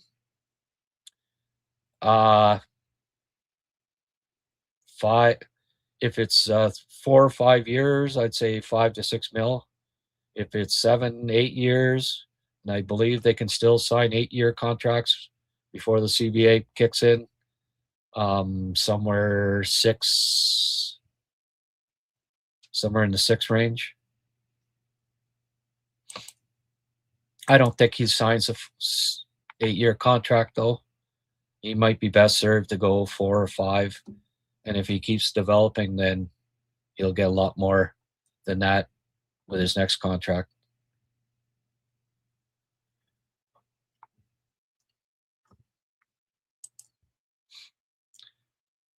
Rangers are a good example why you don't mistreat your veterans the way they dealt with True when Kreider became a distraction. Yeah, and they haven't been the same since, have they?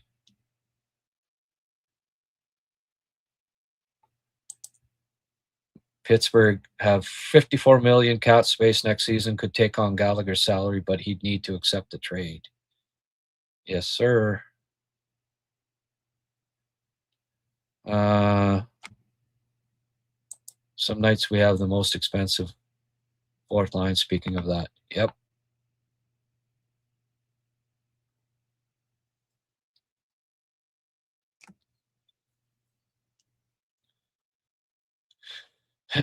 Bolduc to Laval makes sense. Yeah, maybe. I don't think Jeff Molson takes the dollar sitting in the stands as opposed to what is put on the ice. No, he watches his dollars. Trust me. I can vouch for that personally.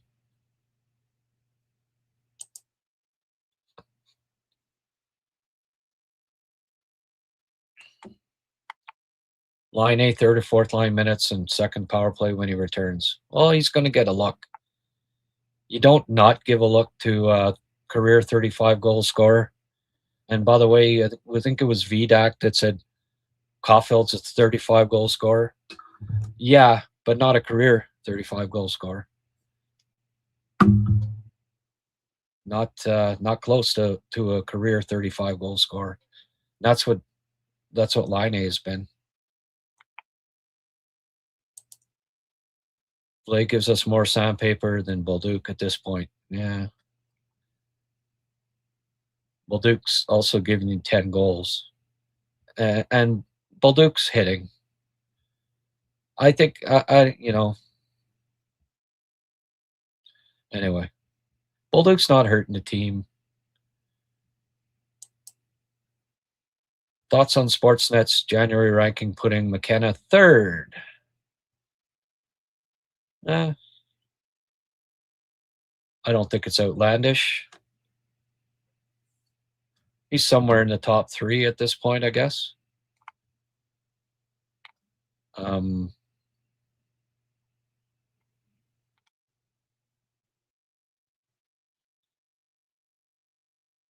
Panther saying Galley needs to skip games. Yeah. I think this is the 13th forward, no. But back-to-back games and games 3 and 4, I think he needs to sit on occasion.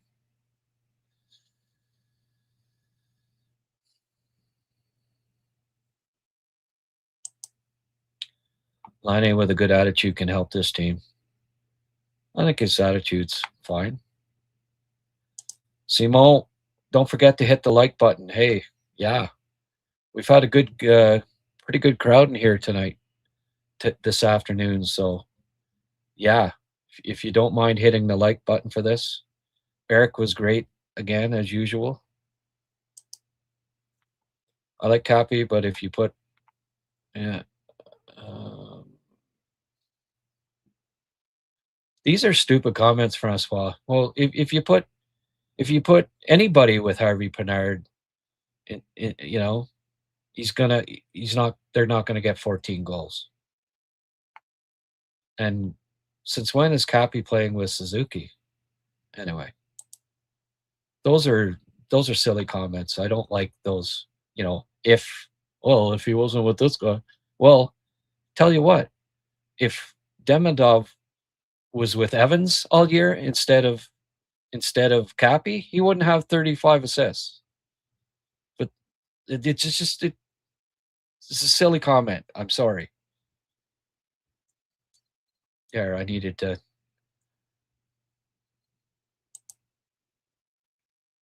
vent. Listen to the podcast. He's a power play specialist. You kind of need him regardless. Well, yeah.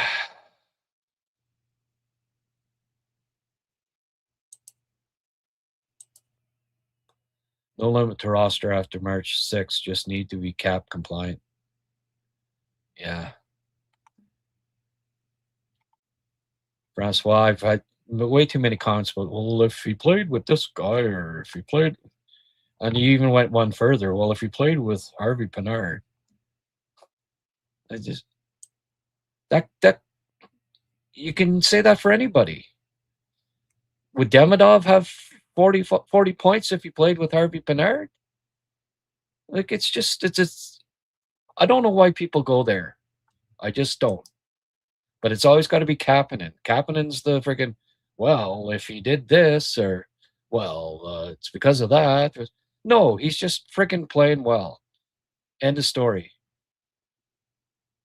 Friggin' even strength points. He's like top 30 in the even strength goals. He's top 30 in the league, like top 15 or something like that. Ridiculous. And it's not all because of Demidov. You still got to put the friggin' puck in the net. Was Mike Bossy no good? Not really a goal scorer because he played with the best center of his generation of 75 to 80? Like, no. Was Brian Trottier a high?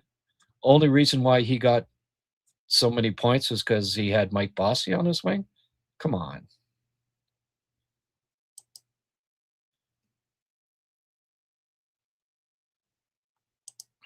Yeah, Pierre listens, but he'd rather disagree with everything than. Hey, Pierre. Definitely have your own opinions. Demidov and Slav got a lot of their points on the power play. Yes, they did. If it wasn't for Schaefer, Cappy would be in the Calder discussion. I think so. Yeah.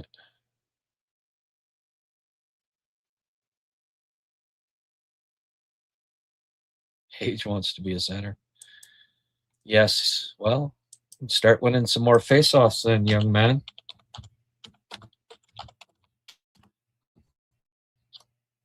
Just a little something here. Like for people that, like, yeah, Laine was good at the start of his career, but you know what? I mean, injuries did curtail him to a certain degree too, but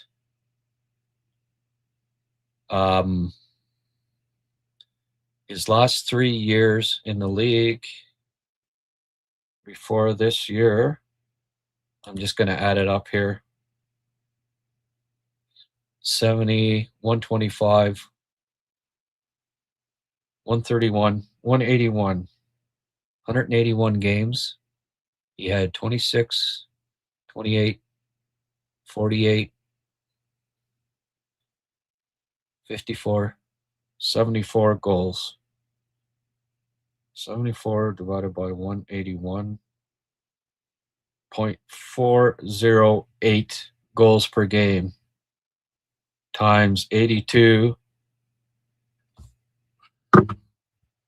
33 goals, folks.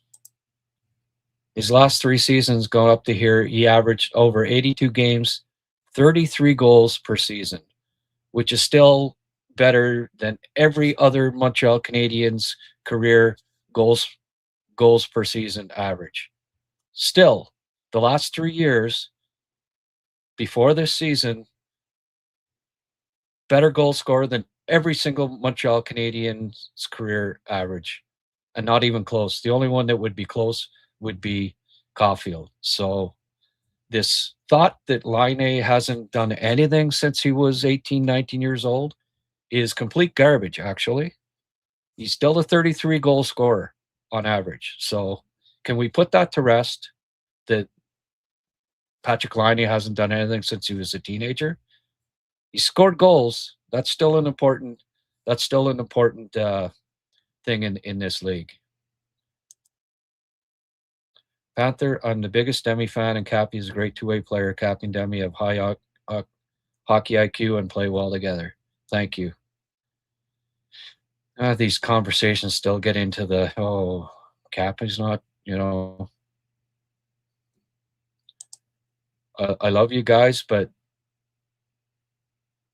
pressing on my nerve sometimes. Can you tell? The stat at 18, 19 or 2. Yeah. Well, as I just said, as I just pointed out, 33 goals per 82 games his last 3 years before, coming into this season where he's only played 5 games. So come on, guys.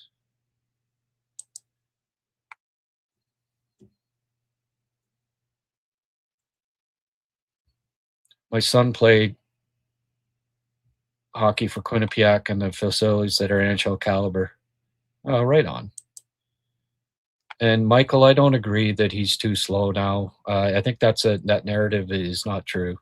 I don't agree that he's too slow to play. He didn't look too slow at the start of the year here. His skating was actually not bad at all because he actually got to train in the off season. He just didn't score in his first 5 games and then got injured. He's 6'5", and it never looks at 6'5" guys never look like they're going fast unless they're, really special skaters. I don't agree that he's too slow to play 5-on-5. But we're all entitled to our own opinions on that. Ronnie Williamson, howdy, Grant and Eric. Good day.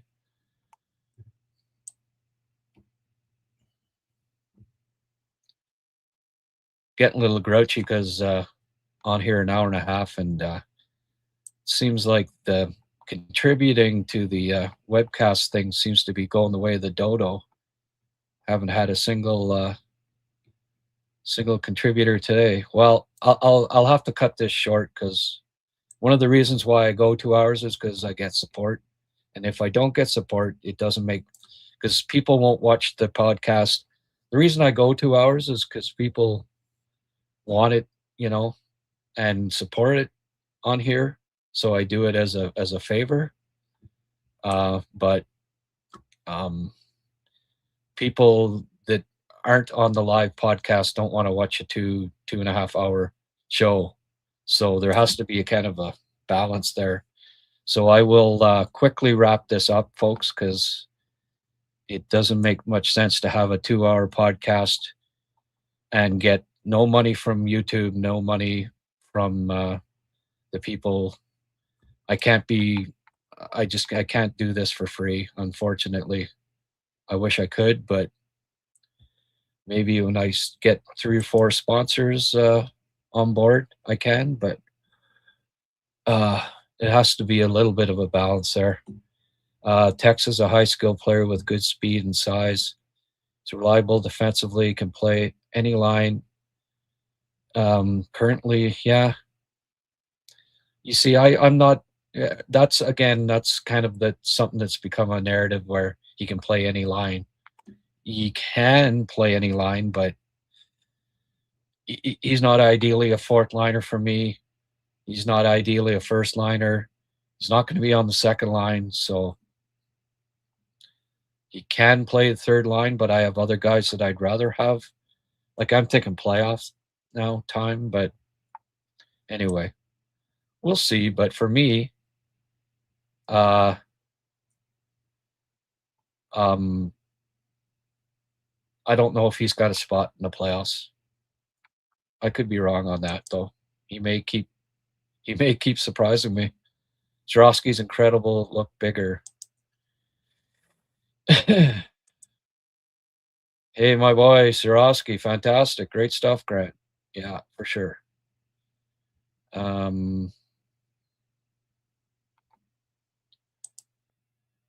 Pat Laine has not lost his one-timer. Yeah, no, exactly. I think you're going to see when he comes back here, and it might have something to do with the ab injury he's had. I think you might see him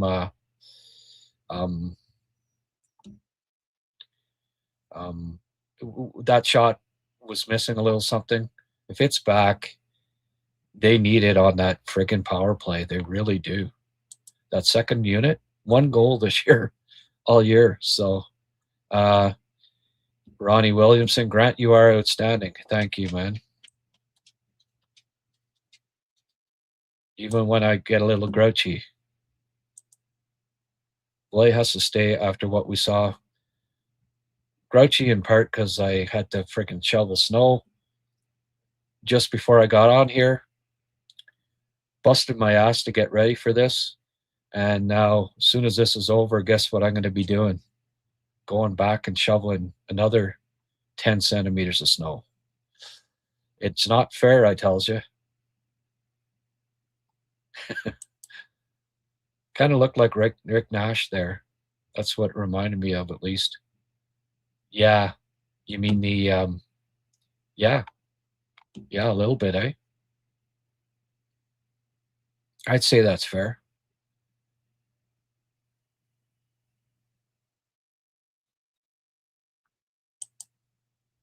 I cannot prove it, but I'm convinced he's bigger. Okay, well.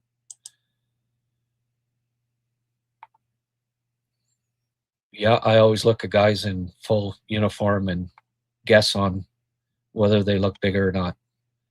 It's a good way of doing it, Pierre.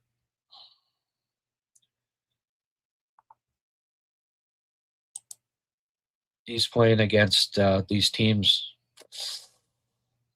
You know, they're not very good. Even Kuznetsov is a star again, playing on that in that division. We're going to have too many bodies soon. It's true. I'd still take Reinbacher. Reinbacher or Mishkov. Mishkov, he have one goal in the last month and a half. Sporadic defense, arguing with the coaches. Geez, where do I sign up? You know what? I had to look at Yakupov because I have said before he reminds me some of Yakupov. It looked like such a great prospect when he was 17, 18. Came to the NHL, had a decent rookie season. Just sort of kind of went like that after. Didn't have the best attitude. Yakupov in his second season, his points per game were .264 less than the previous year. And right now, at this pace, I believe Michkov is exact same dip in his sophomore year. So not saying he'll be playing in the KHL in 3 years' time, but not discounting the possibility either. And it's funny, Flyers fans just blame the coach, blame the coach. Yeah. So this is the second coach now that it's always the coach's fault and it's not the player. I am reminded somewhat of the early Chucky years too, where, you know, it was never Chucky's fault that he couldn't check his hat. It was always the coach's fault. And I mean, I was one of them that would say, you know, play him at center, do this, do that. Well, time showed that Alex Galchenyuk had no interest in playing defense, and that he couldn't play center at the NHL level. And remember when he first went to Arizona? Tocchet was his coach, right? And Tocchet quickly they put him at center and said, "Oh, this will last a while." I think it was about 3 games, and oh, okay. No, you're on the wing, young man. Yeah. Oh, there we go. All right. I was hinting a little at this, eh? Thanks, guys. Couple of toonies. That's all I need. Couple of toonies. Keeps me happy. Thank you. I'll go a little longer here. When it's at 0, it's a little discouraging, because I do try to accommodate all you folks here, and it does become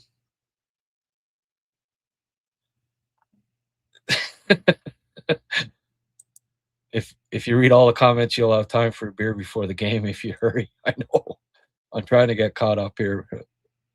It's funny.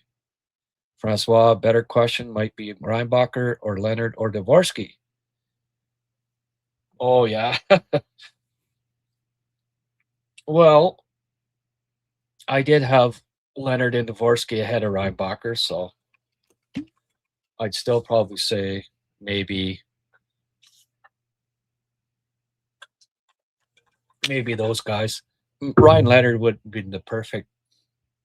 I still, and it was a big reason why I liked Prokhorov last year too, even more so than Jaroski. Although I had both of them, fair bit higher than where they got picked. Prokhorov, I think he's exactly what the Canadiens in the future need in their top 9. But hey, I'm obviously not upset at all that they took Jaroski. He's been fantastic. Yeah, but Ryan Leonard, frig, I really like Leonard a lot. And I think that skill competitive combo, it still would be really nice in the top 9. One more of those, well, top 6. Like Leonard with Suzuki and Caulfield would be nice. I feel Habs missed an opportunity to send Blais down before the 10th match. Not sure about the rule regarding multiple. Yeah. Well, I wouldn't worry too much about. I think Blais could possibly pass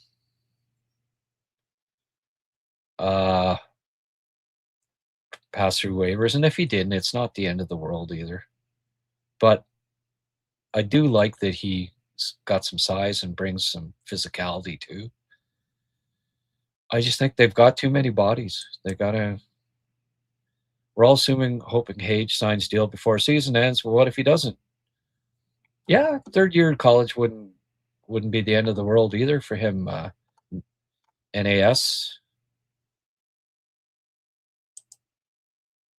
Michkov might not be the nicest dude in the world. No, I think that's a fair comment.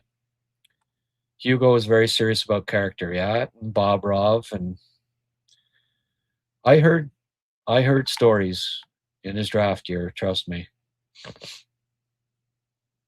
not always the best teammate. There was a reason why SK kept loaning him out elsewhere, loaning him to Sochi every year. It wasn't because he didn't have any skill.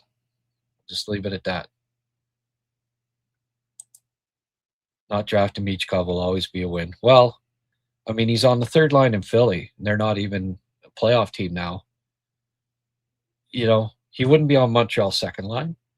He wouldn't be on the flank with Caulfield. You wouldn't have a 5'7" and a 5'10" winger on your top line. He's not ideal third liner. So, hey, if Montreal had taken Michkov instead of Leonard, there'd be a lot of people whining about them not taking Leonard today now. And with good reason, I think. Protz paired with Jacky. 2 lefties, eh?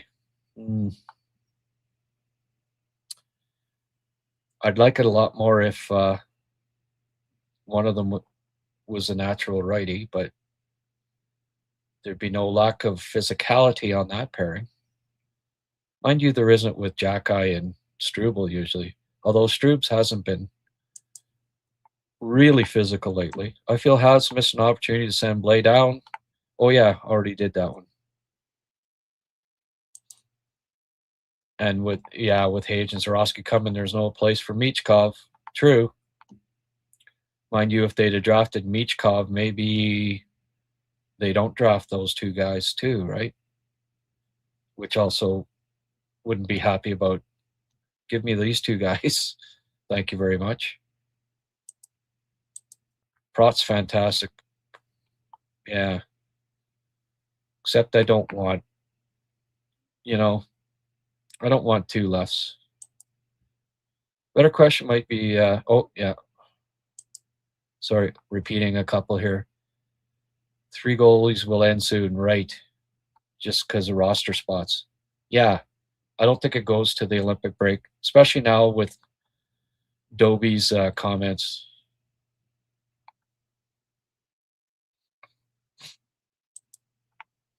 Galley bleeds blue, blanc, and rouge, but his body and energy is lacking now, unfortunately.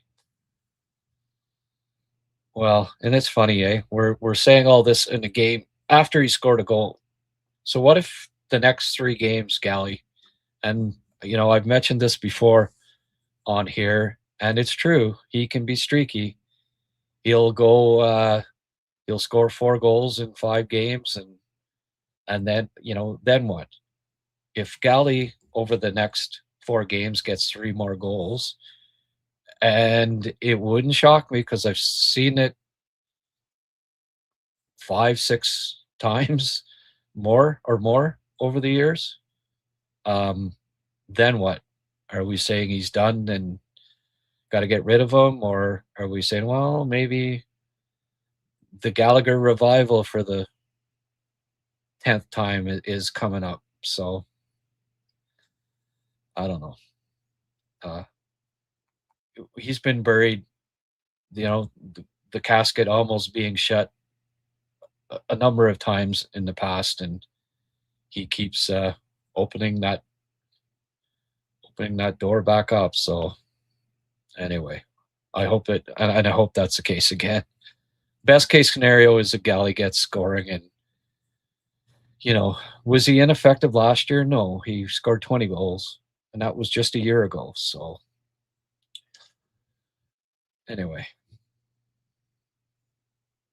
that's the best solution. Yeah, Dobie, I'm afraid, is the odd man out. And he obviously thinks that way too, or he wouldn't have said what he said, right? And the part about this is the first time Marty's ever talked to me, don't think that go over too well with Marty and management either.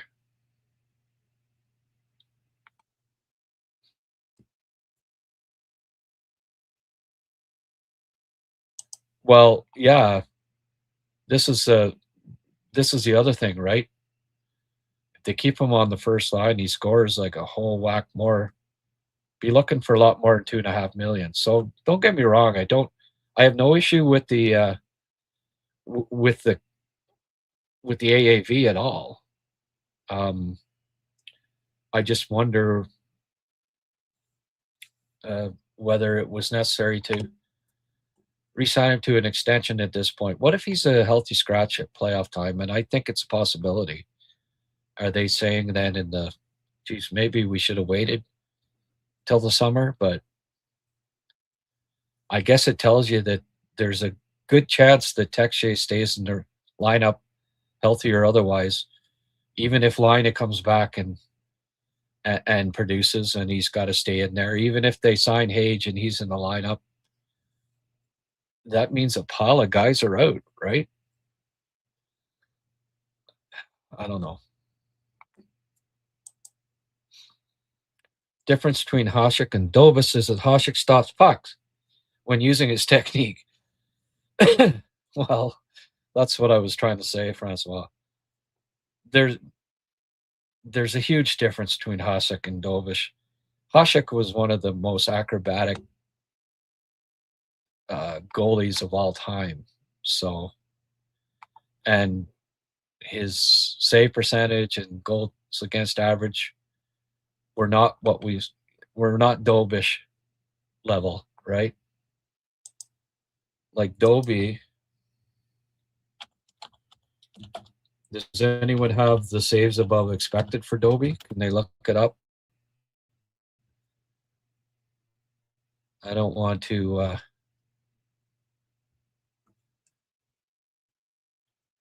use up the I can't do that presently, but Dobeish has a save percentage of .888. You got to look past the wins, right? Like Dominic Hasek, the last time he had a save percentage of .888 was in a beer league in his 50s.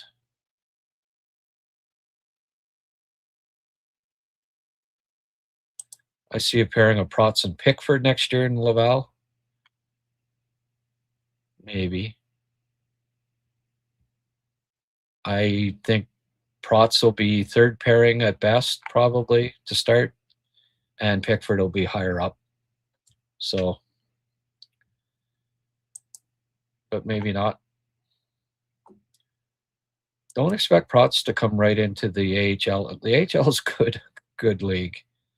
And Owen Protz has worked. He's years away from being NHL ready, I do believe. I think he can make it someday, though. Hudson is back on the power play instead of Dobson. Yeah, that makes sense. Texie's off. Yeah, well, I would think that Demi and Hudson will be back on power play 1. That doesn't solve anything on power play 2, though. And I really hope Galley's off of it. It's just not working. He gets the puck and he loses it.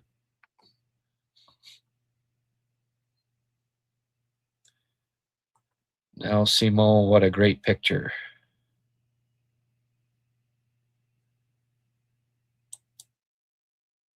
I predict 5 to 7 mil.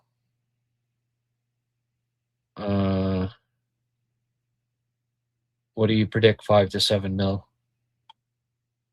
for Cappy?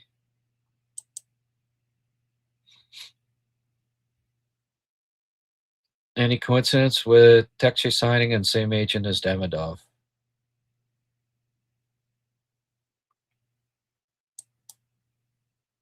I don't know. Was Doc technically Hughes' first big trade? I feel he won't let Doc. Yeah. Well, his first big trade was Barron. Was getting Barron, was it not?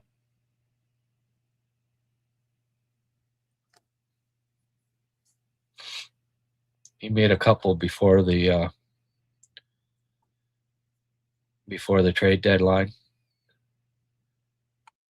like before the draft, like the Leckie deal, I think would have been his first big trade, if I'm not mistaken. But it is a good point, and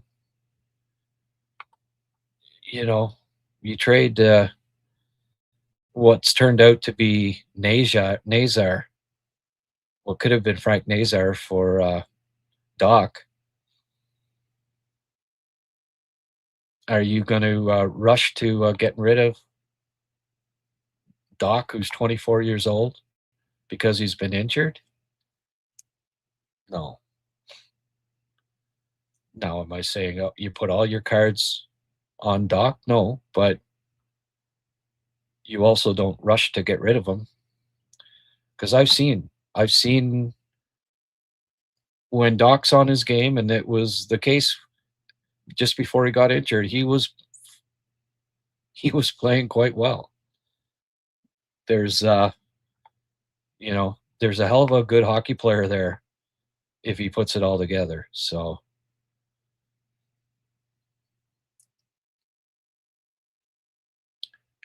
not going to cost a hell of a lot to find out. Doc can't ask for a huge contract in the off season, right? They'll be able to sign him to a reasonable deal, and you give him next year. And if he gets injured again or whatever, then okay, you can move on. But they're not moving on at this point on Doc. That just doesn't make sense. And I can't see Q's being up for that. Wooden Gallagher, Mark Gibson. Hello, Mark Gibson. Thanks for joining us. Wouldn't Gallagher only want to go to Vancouver if he needs to be moved?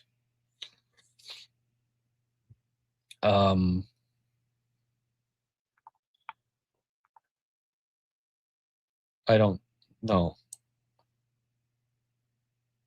Just because he's from there, like he hasn't lived in Vancouver since he was 19 years old, you know? Does everybody live back in their hometown? I bet you half the people on here aren't in their hometown, and they aren't thinking, oh, I got to move back to my hometown. I miss my grade 9 math teacher, you know?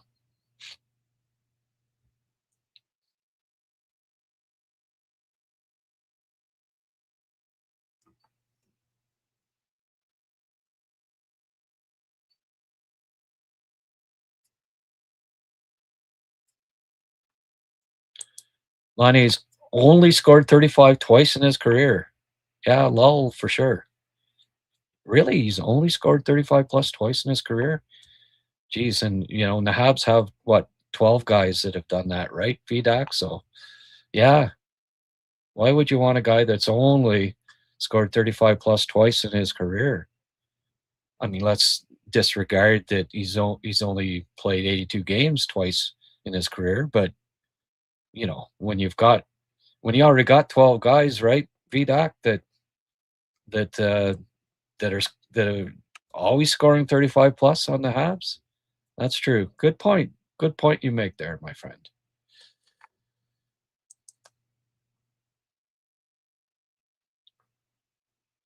Button dropped Verhoff to 6th place. Yeah, well, lots of fun, eh, folks?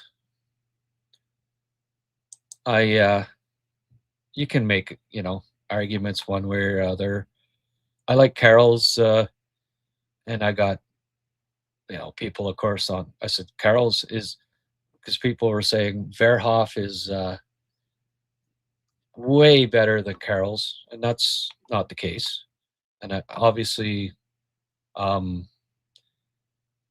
Mr. Button agrees, because I think if he's got Verhoff as the 4th best defenseman, then he's got Smits. I know he likes Chase Reed too, and Carroll's ahead of him, right? They're all close. I'd say the first 6 guys, you can interchange them at this point. Does he have Lawrence in his top 5, Emil? I'll have to look at this stuff later, but yeah, he's from Edmonton originally, but I think his dad moved to Vancouver when he basically grew up in BC, I'm pretty sure. He's thought of as a BC boy. You can be born one place and grow up.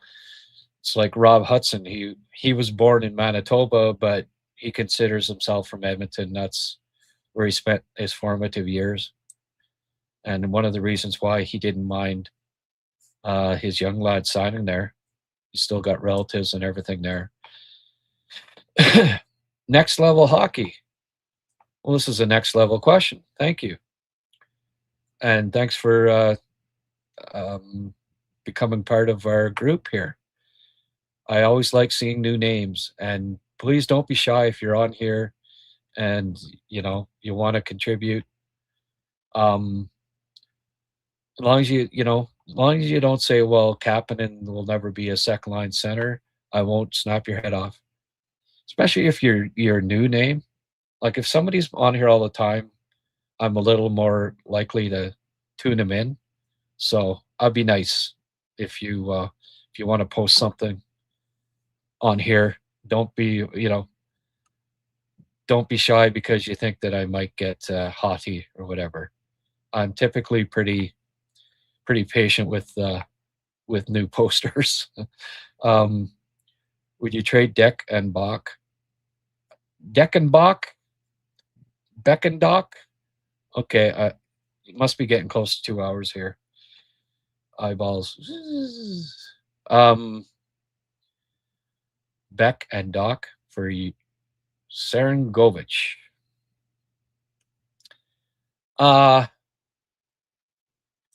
More of what, I don't think that's necessarily what they need. there's no lack of skill in the top 9. I'd be more like, where does he play? I don't know. No, I wouldn't, because I don't think that's what they need. What they need is somebody with a little more jam if they're going to make a deal like that. I personally still like Doc more than Sharangovich, to be honest with you.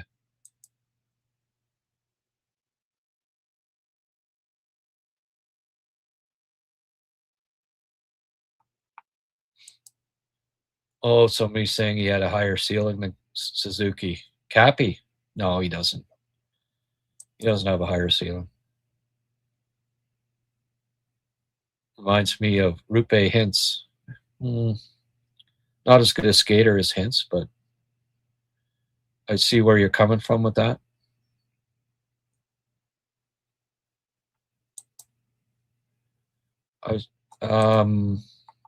Galley has home and family in Vancouver. Yeah. I don't know.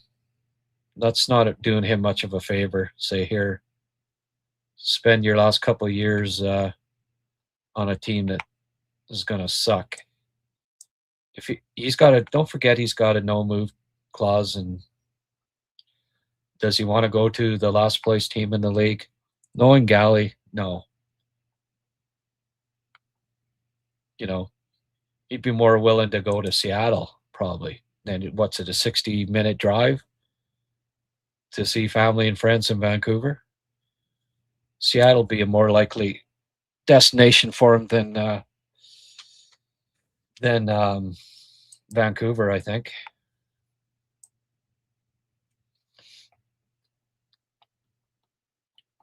All right, folks, don't be afraid to like this show. Subscribe if you don't already. Francois, thank you, my friend. I appreciate the contribution. Sheldon, thank you. If I'd have got no contributions, I'd have been disappointed. $4 is better than none.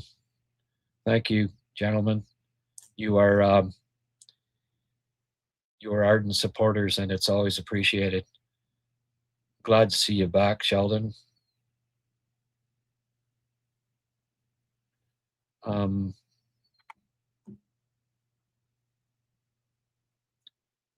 We agree 80% of the time, Pierre? Okay. I didn't do the exact numbers. We're having a major snow dump in the Niagara region. I wonder about tonight's game in Buffalo. I can't see many Habs fans crossing the border. Yeah. Well, the thing about Buffalo is that it always friggin' snows, right? So they're at least used to it. It's a greater Toronto area. Oh, we're getting a big snowstorm. They got to have the mayor do a friggin' press conference. Buffalo, it's like, get out the shovels. Ottawa, whatever. Yeah, snowstorm. I'll sponsor you, Grant. You will, eh? Okay. That sounds like a plan.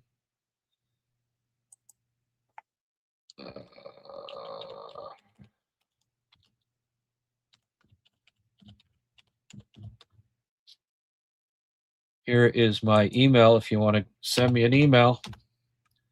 I'm always all ears. Next Level Hockey.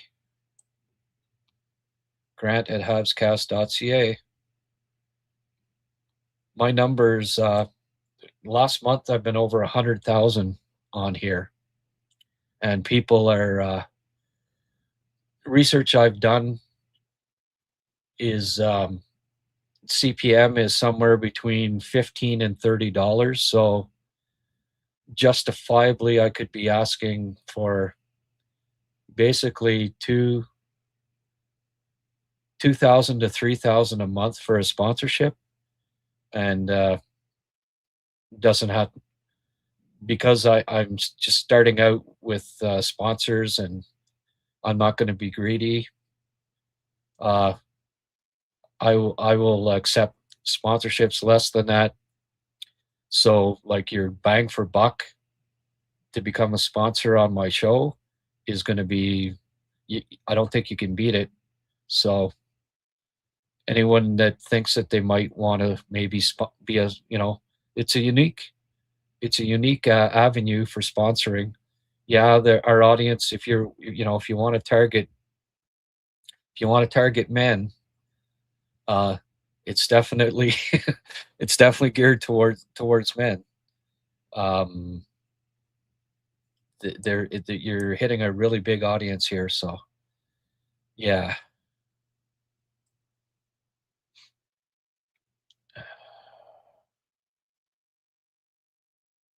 I'd still take Reinbacher.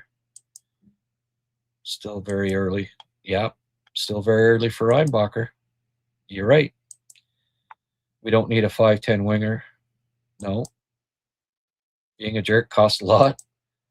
Always moaning and crying.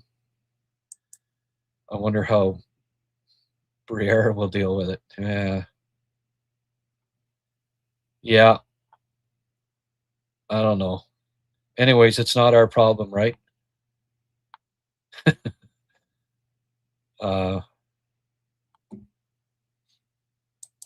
Anyway, I like this comment.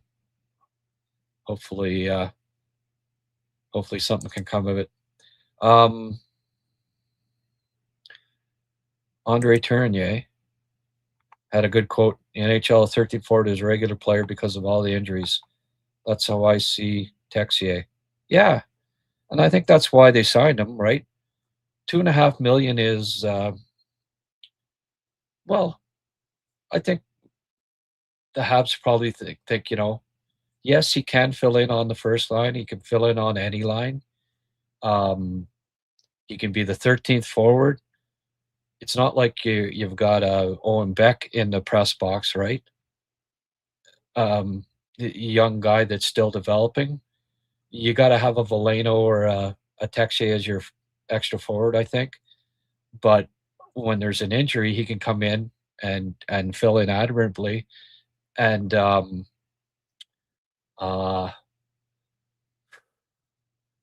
mean, I think he's probably thinking, this guy, there'll always be injuries. At worst, he's 13, 14 guy. But he can probably get you 30 to 40 points a year. And so $2.5 million is a fair price for that, right? It's more than fair. And if it's less than that, if it's 20 to 30 points, that's still a good, it's basically half of what the NHL salary is going to be the next 2 years. The average NHL salary next year is $4.5 million, and he's going to make 2.5. So yeah. I don't mind the price of the deal. I'm a little surprised that they did it at this point because he might be an extra in the playoffs. Don't be shocked if that's the case. We'll see. Could be playing on the first line too.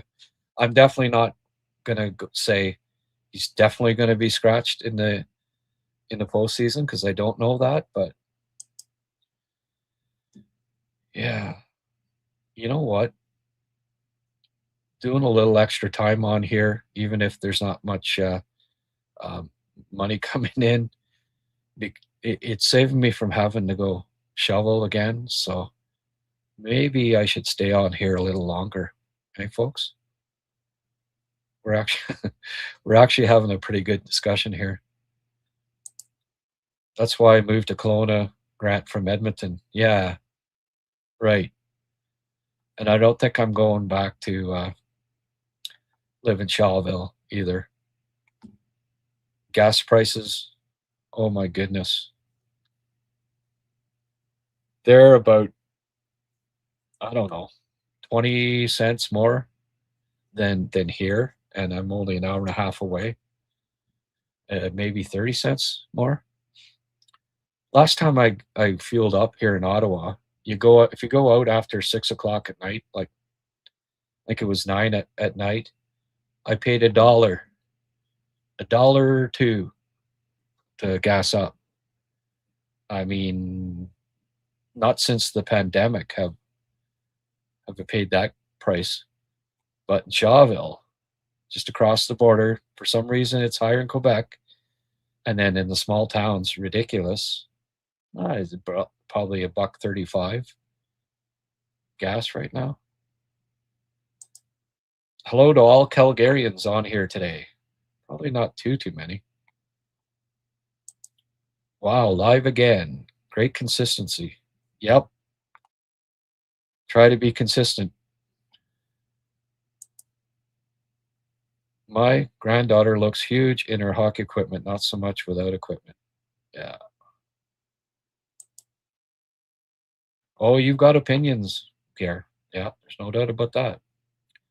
Last year with Demidov, you would say it's his second, third best league, and now with Jaroski, the league is a joke.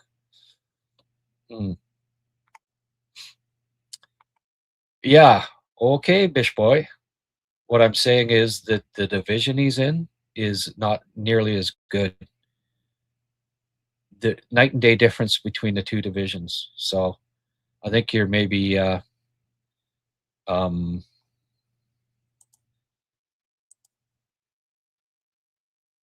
you're maybe misinterpreting a little bit there, Bish boy.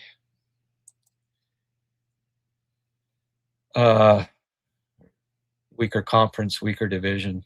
It's not even close. Jaroski will put the muscle on every year for the next 5 or so. Yeah.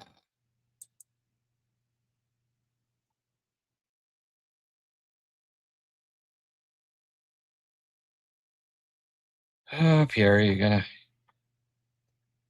I'd say I'm losing some hair because of you, but already gone.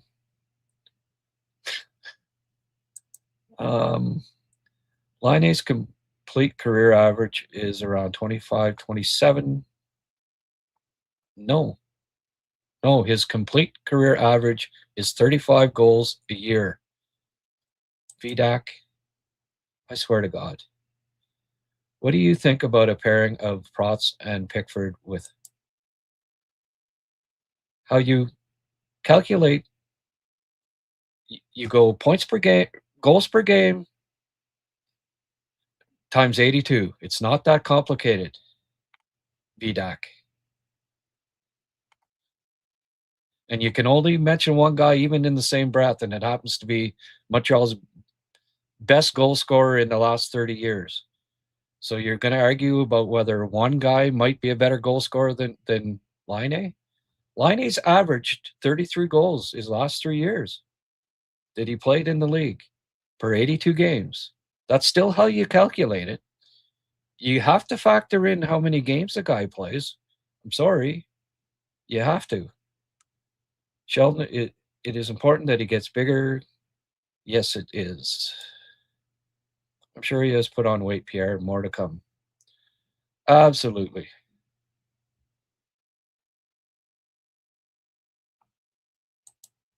But Pierre, of course, is going to keep talking about him coming in the fall. Once he gets, that's going to be on here every VDAC talking about hiring Alex Burrows. And just like the sun rising and falling, and Pierre saying that 175-pound Jaroski needs to be in Montreal this fall. As the sun rises and falls, Pierre and VDAC will mention it every show. Good. Consistency, guys. Consistency. Dobeish is minus 1.6 for saves above X goals. Actually, I think VDAC may not have mentioned Alex Burrows yet today.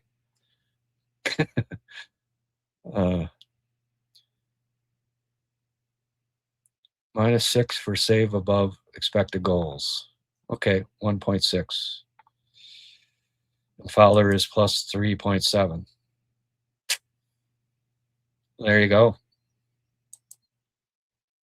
The error is not to have taken Reinbacher to trade for Monahan, Doc, and sign Pearson. The year if Tilly, Carlson, Smith were on the draft year. Biggest mistake. Okay. I don't know. I wouldn't be, there's not a team in the league with a brighter future than Montreal Canadiens. So I really don't look back revisiting and trying to nitpick what might have been a big mistake or, I mean, they got a first round pick for Monahan to take on his contract as well. So why would that be a big mistake? He came in, he was a mentor for all the young players. He helped keep the team from being complete crap, which I don't think anybody wanted either. Helped the culture in the dressing room, was a great character guy, helped Suzuki in his quest to become the leader that he is now, and other young players as well. Also got a first-round draft pick for him, which I don't know if did that turn out to be Hage or whatever, I mean, there's more to it than that, right? And then Doc, well, let's be slow on Doc here. He's 24 and frickin' missed the last 2 years. He still could be a hell of a good 6'4" hockey player. So again, we'll see, but I don't I don't have an issue with that whatsoever. And it's a little early to be anointing, Will Smith. And Will Smith still, he's going to get lots of points regular season, still doesn't like to check. We'll see what kind of a player he is at playoff time down the road too. Pierre Jaroski. Oh, geez, God. I wish this subject would go away. That doesn't matter, Pierre. You can be broken. Gallagher will play here until his contract's up. There's no reason to believe that he won't do whatever is asked by his team. Couldn't management offer Gallagher a job doing something? 2 to 3 year deal, $2 million a year. You're retired. You won't lose his $6 million.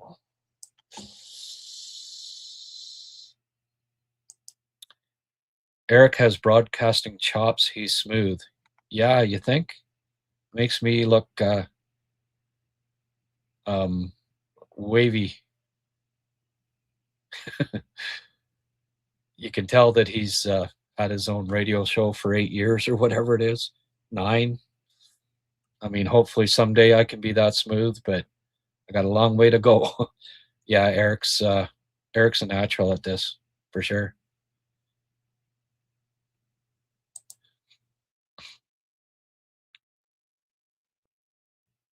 Yeah. Well, he's thing is he's a proud man, right? And I don't think he's ready to be told that he's we would all be very happy if I got a dozen sponsors. Yes, and I'd be happier too. I'd probably be less grouchy with you even, Pierre, if that happened. Maybe I'd be too happy. Edward Geyer. Edward. Haven't seen too many comments from you lately, but you come in here and contribute a little cash. Thanks, my friend. You're an avid supporter. Grant, there are stories now coming out that the Olympics may be in danger because of the arena not being ready and the 4-foot. Yeah, that neutral zone is small, eh? My goodness. Yeah.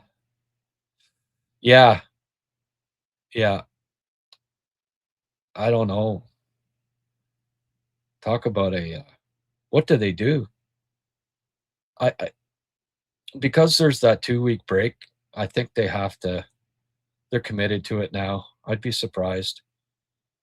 They'll get the arena, like the ice is done, right? There's some things that may not be perfect, but as long as the ice is functional. Talking about a Texier a few years ago, that player would be expected in the top 6. Now you talk about him filling in. Yeah, that's a good point, Emil. Yeah. Doc was really coming around. I know. And yeah, I get it. It's friggin' frustrating. You know, the guy keeps getting injured, and I mean, I know it's oh,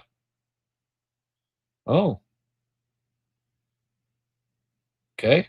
Congratulations to Dauphin, Engstrom, and Fowler, selected to represent Laval at the All-Star Classic. May not see Fowler at that. Dobie come in and replace him, but Dauphin, hey, he's had a good year. Engstrom too. Good. Congratulations to those fellas for making the All-Star team. That's pretty cool.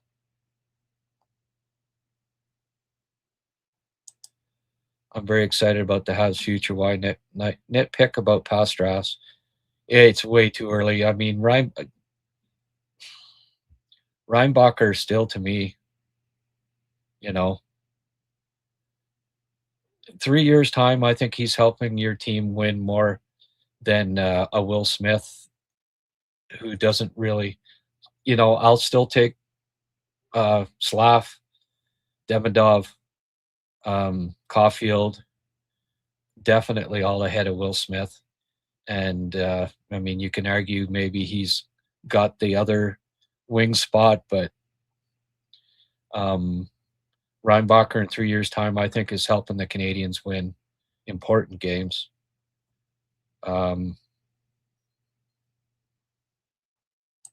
Yeah. Well, Francois, I've mentioned it on a previous podcast, but how many guys can you name that had a bunch of injuries earlier in their career that just kept having injuries every year, right? As long as it's not a back injury or something that's recurring, that where he's got to retire at 27 because it just keeps coming back again and again. Like even Monahan, right? Remember 2 years ago, everyone's saying, "Oh, Monahan, what'd you pick him up for? He's always injured. He'll be injured the whole time." Well, no, not necessarily.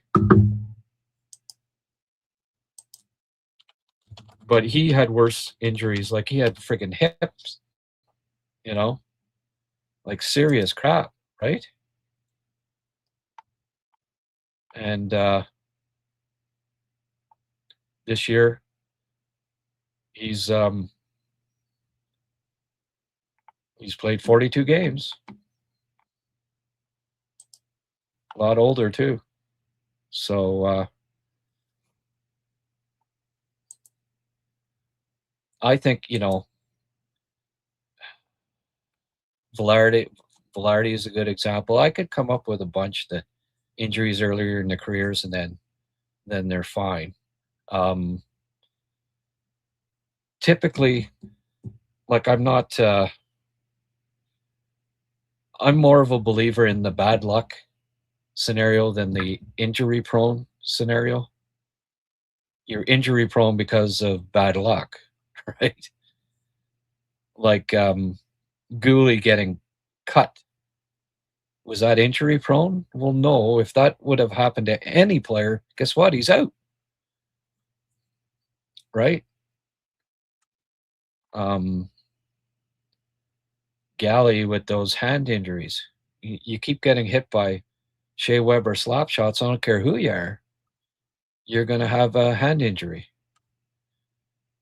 As Galley you know,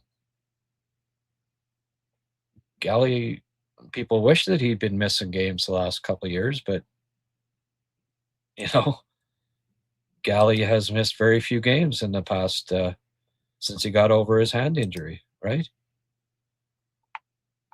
77, 82, and he's missed 5 games in the last 3 years. So much for the him always being injury prone, you know. We will see personnel moves during the Olympics when things are less busy. I think there's a freeze on Olympics February 5th. From February 5th until the end of the Olympics, I don't think there can be any trades or what have you. Imagine the frustration that Doc is feeling. Oh my goodness. Yeah, I know, It's just crazy.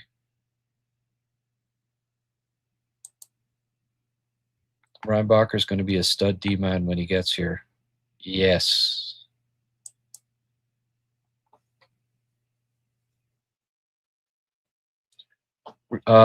Still trying to be optimistic about Doc. Well, we'll see. I mean, it's all you can do is have hope. Hope that he can, you know, the good things we've seen, and we've seen some good things. The good things we've seen and good health come to him in the future. And if that's the case, you know, if I hadn't seen it, if I haven't seen okay, wow, this guy can be a top 6 forward all day. If I hadn't seen that and more than a couple of games, I mean, you know, like the year before his injury, his first significant injury there, he was second on the team in scoring, right? He had 38 points in 58 games. He was center in the second line. He was fighting and beat up a couple of guys. He was playing down low, excellent defensive hockey down low, below. Like, he was really playing well in the offensive zone, neutral zone, defensive zone. And he was 21 years of age. Like, I was really, really looking forward to the future with him, and then he blew out his knee. And then he didn't come back. He got given the second center spot, and he wasn't in optimum shape yet. And I thought that was a mistake, and they kept trying to jam him in there. Re-injures his friggin' knee, and now injured again this year. Well, but in the 10 games or so before he was injured, I was seeing what I'd seen at 21, you know, to a certain degree. So, you know, he's now what, 24, maybe 25? He comes back and he can regain that form. He's going to be 25 on my birthday. Okay. That's right. He's the same. Kirby's got the same birthday as me. He will be 25 in just under a week. That's kind of cool. So just hitting his prime.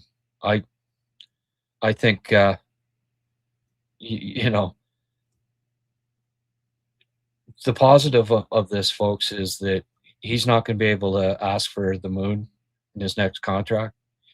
And if I'm the Canadiens, I sign him, I don't know, 3 years, it's 4 or whatever, 5, which will be right around the league average. And if he can reach his potential in a year's time, that will be a hell of a bargain. So you don't get rid of that. You sign him this offseason, and you know, you hope that he's healthy, and if he is, he'll be a bargain. His contract will be a bargain, and you're laughing. If he doesn't reach his potential, he's injured again, well, you get rid of him at some point over the next year and a half. There'd be a team there that would take a flyer on him.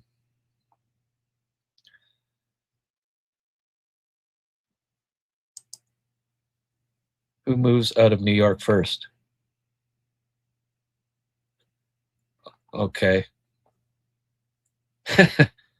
Well, like you mean the coach and GM or Artemi Panarin? My goodness. That guy has no desire to play defensive hockey at all. I would not trade for Panarin. God, he's not helping you win at playoff time, I don't believe. Whoever trades for Artemi Panarin, I think, will be making a mistake. Doc can have bad luck in the regular season. Let's see how he plays come playoff time. That will tell his tale. Yeah, well, he's got the size. And I see a spot for him there on the first line. If you can take advantage of it, man. And the thing is, like, even if, like, let's say to end this year, Doc plays what? 25 games and he gets 20 points. Well, he'll have gotten 27, 49, 51 points his last 3 years. You can't exactly ask for the moon, can he? So even if he comes back and he scores 20 points in 25 games, still can sign him to a decent deal. Doc could potentially be exactly what the Habs need. Yep. I think that earlier on Doc's injury, no one was complaining much about Bolduc. Could that have been because Doc was elevating Bolduc's game? Yeah, probably was. Probably had something to do with it. And we'll see, but I'm not ready. The Habs would be best served for Doc to come back and play well. In fact, it might be a key to them making that next step. Because I think, if you're trying to say, well, who's going to play if they keep Slav on the second line, who fills that spot? There's no one that fills that spot potentially better than Kirby Dach in this lineup. I don't know, as much as I like Michael Hage, I don't know that would be. Dach would still be, at this point, would still be the better choice. He's bigger. He's accustomed to the NHL. He's accustomed to playing against top six lines, top six forwards. That's the guy that could best fill that spot down the stretch here. So I hope that that's what happens, because if it does, don't sleep on the Canadiens this year, because then they got a 6'4" guy on the first line that can be physical. They got a 6'3" guy on the second line that is physical. They've got Bolduc, Anderson, maybe they pick up another bigger guy for the bottom six. There is some size there and physicality that I think is going to be needed for them if they hope to make any noise in the playoffs this year. If they want to hope in hell, to quote one of my fellow guests on here. Hoping hell of doing something in the playoff this year.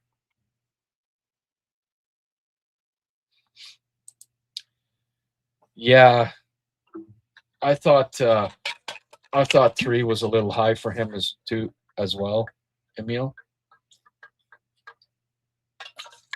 It's always been potential with this guy, right?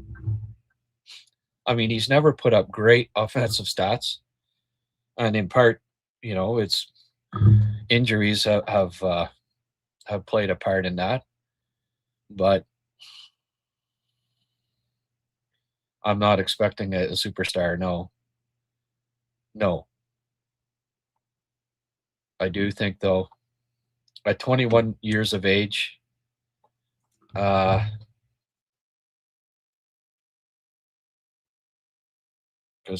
I mean, you look at Slav right now, right? When you're 6'4", and you 0.655, he was on a 54-point pace, right? That's pretty impressive. So 6'4" at 21 years of age on a 54-point pace. The potential was there, and he was playing well defensively. Like down low, he was really doing the job. So I think it would be rash to be giving up on Doc at this point. And you bank on the law of averages. I'm a bigger believer in law of averages than I am injury prone. Maybe that's wrong, but it's still, the law of averages say that he's not going to keep getting injured, and that he'll have some healthy seasons coming up here, and then he'll become he'll help the Canadiens. Hage would to know if he happens to come in at the end of the year. Learn from a true vet who knows how to take faceoffs. That's not a bad. Yeah. Hage would have to kind of drive his own line, but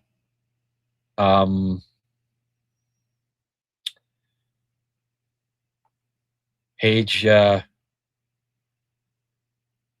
funny, like Eric's fourth line for Newhook, frig, he was on pace for about 50 points. Of course, he was playing with Demi and Cappy, but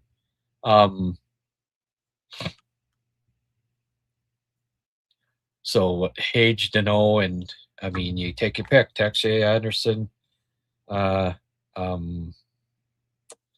Newhook, Bolduc, one of those four, right? Line A, it's the other possibility. Oh, this club, I'm going to be getting emails every day there, I think, from the day after the Olympics till the trade deadline. Montreal Canadiens trade this guy. Montreal Canadiens do this. Montreal Canadiens do that. I'll be doing emergency podcasts every day. I think somebody's heading downstairs here. Probably be wondering why I haven't done any more shoveling. Mind you, I already did one round. I would take Doc over Kako. Yes.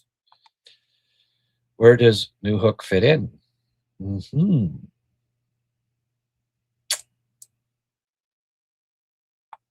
Good question. Olympic freeze, February 4th, 3 p.m. till February 22. So there you go. Yeah, Pierre forgot about Alex Newhook for a while. Where does Line A fit in now? Well, there's going to be lots of meetings with the coaching staff and management coming up, folks. Newhook, Evans, Anderson for the fourth line, maybe.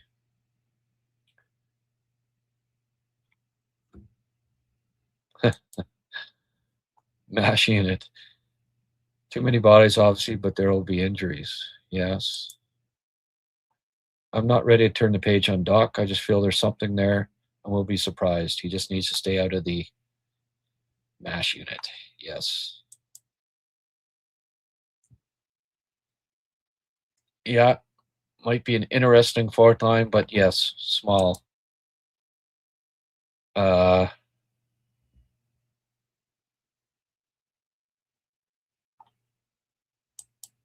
But then that,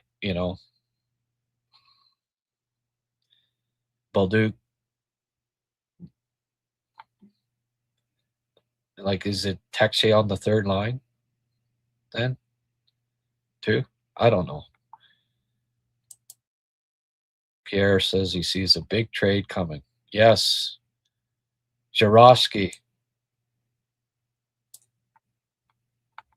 There'll be a team that wants him in the lineup next training camp, Pierre.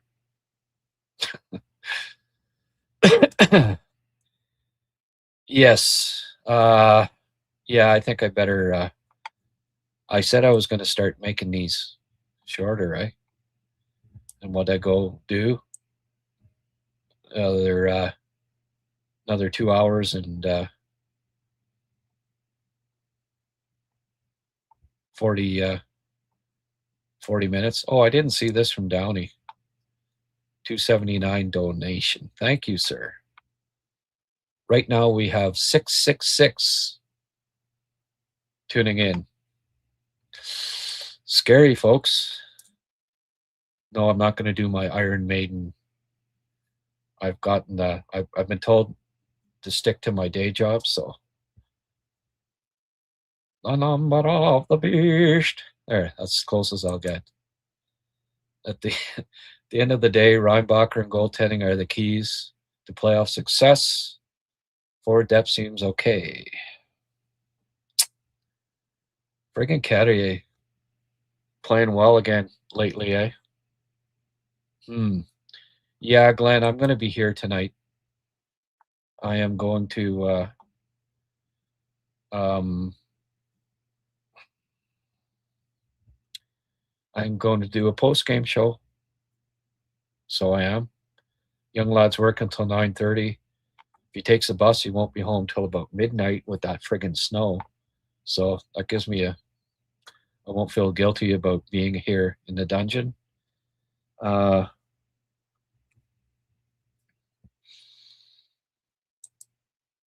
the end of the day, Reinbacher and goaltend. Oh, sorry. There has to be a trade. The roster situation is insane.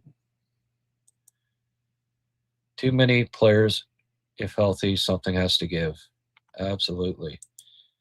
Francois, thank you. Thank you for the extra toonie. Thumbs up. Hey, we reached double digits here. Good. I don't like when it's only single digits. Not asking for the world here. Just thank you. So the two, yeah. We're up over $10 now. Okay. I like to make $2 an hour anyways. $3 an hour. Last time Grant was the 70s.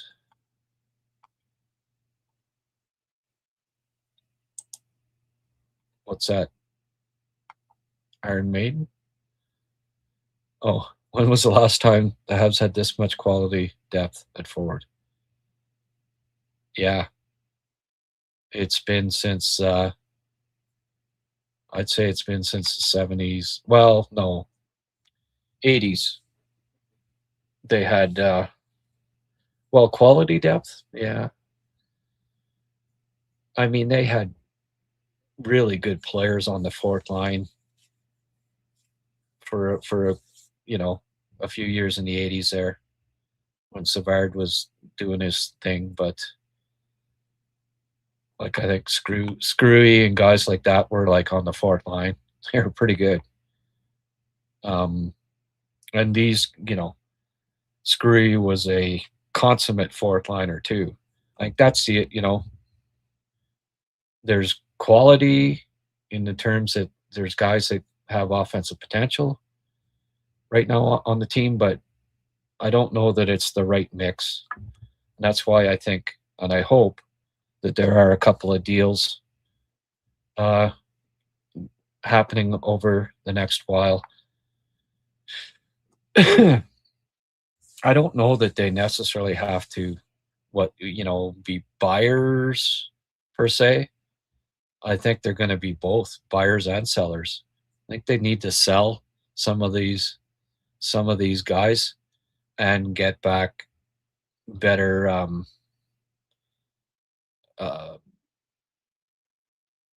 better role play, like better fits, if that makes sense.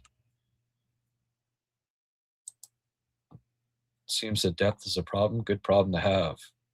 Yeah, it's a pleasant problem. Absolutely. And yeah, the talent-wise, yes. Certainly young talent-wise. The potential, like, I mean, at one point they had, like, Claude Lemieux, Stéphane Richer, Shane Corson. Like, when they won the Cup in 86, was it? Like, don't forget Vinny Damphousse and oh, that was later, wasn't it?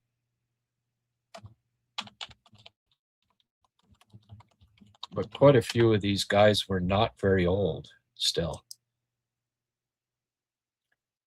I'm just, if I go back, like Naslund was 26, Smith was 27, Carbonneau was 25, Walter 27, McPhee 25, Richer 19,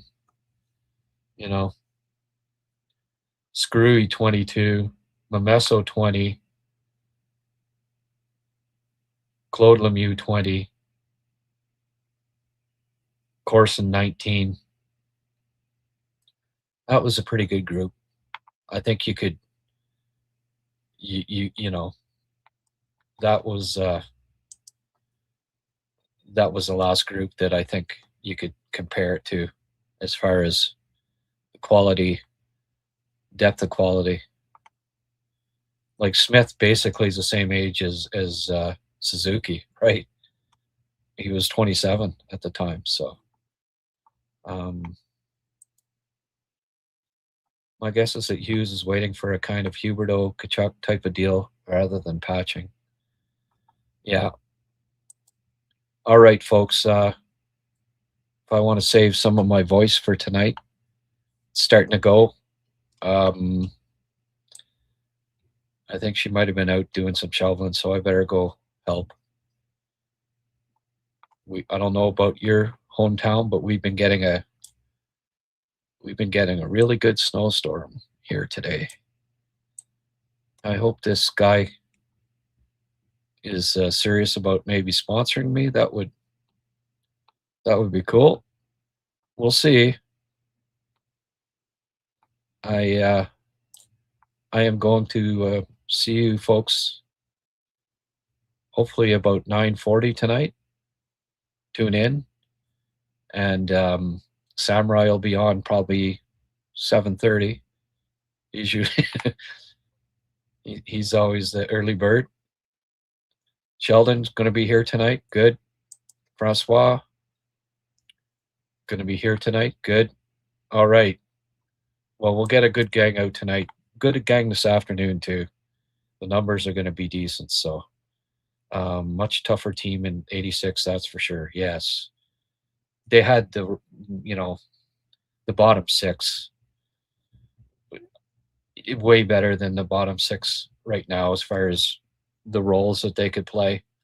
And yeah, if there is an Achilles heel to this group, it's just I think they need more sandpaper if they want to win at playoff time. All right, folks. Have a good night. We'll see you later tonight, I hope. Bye for now.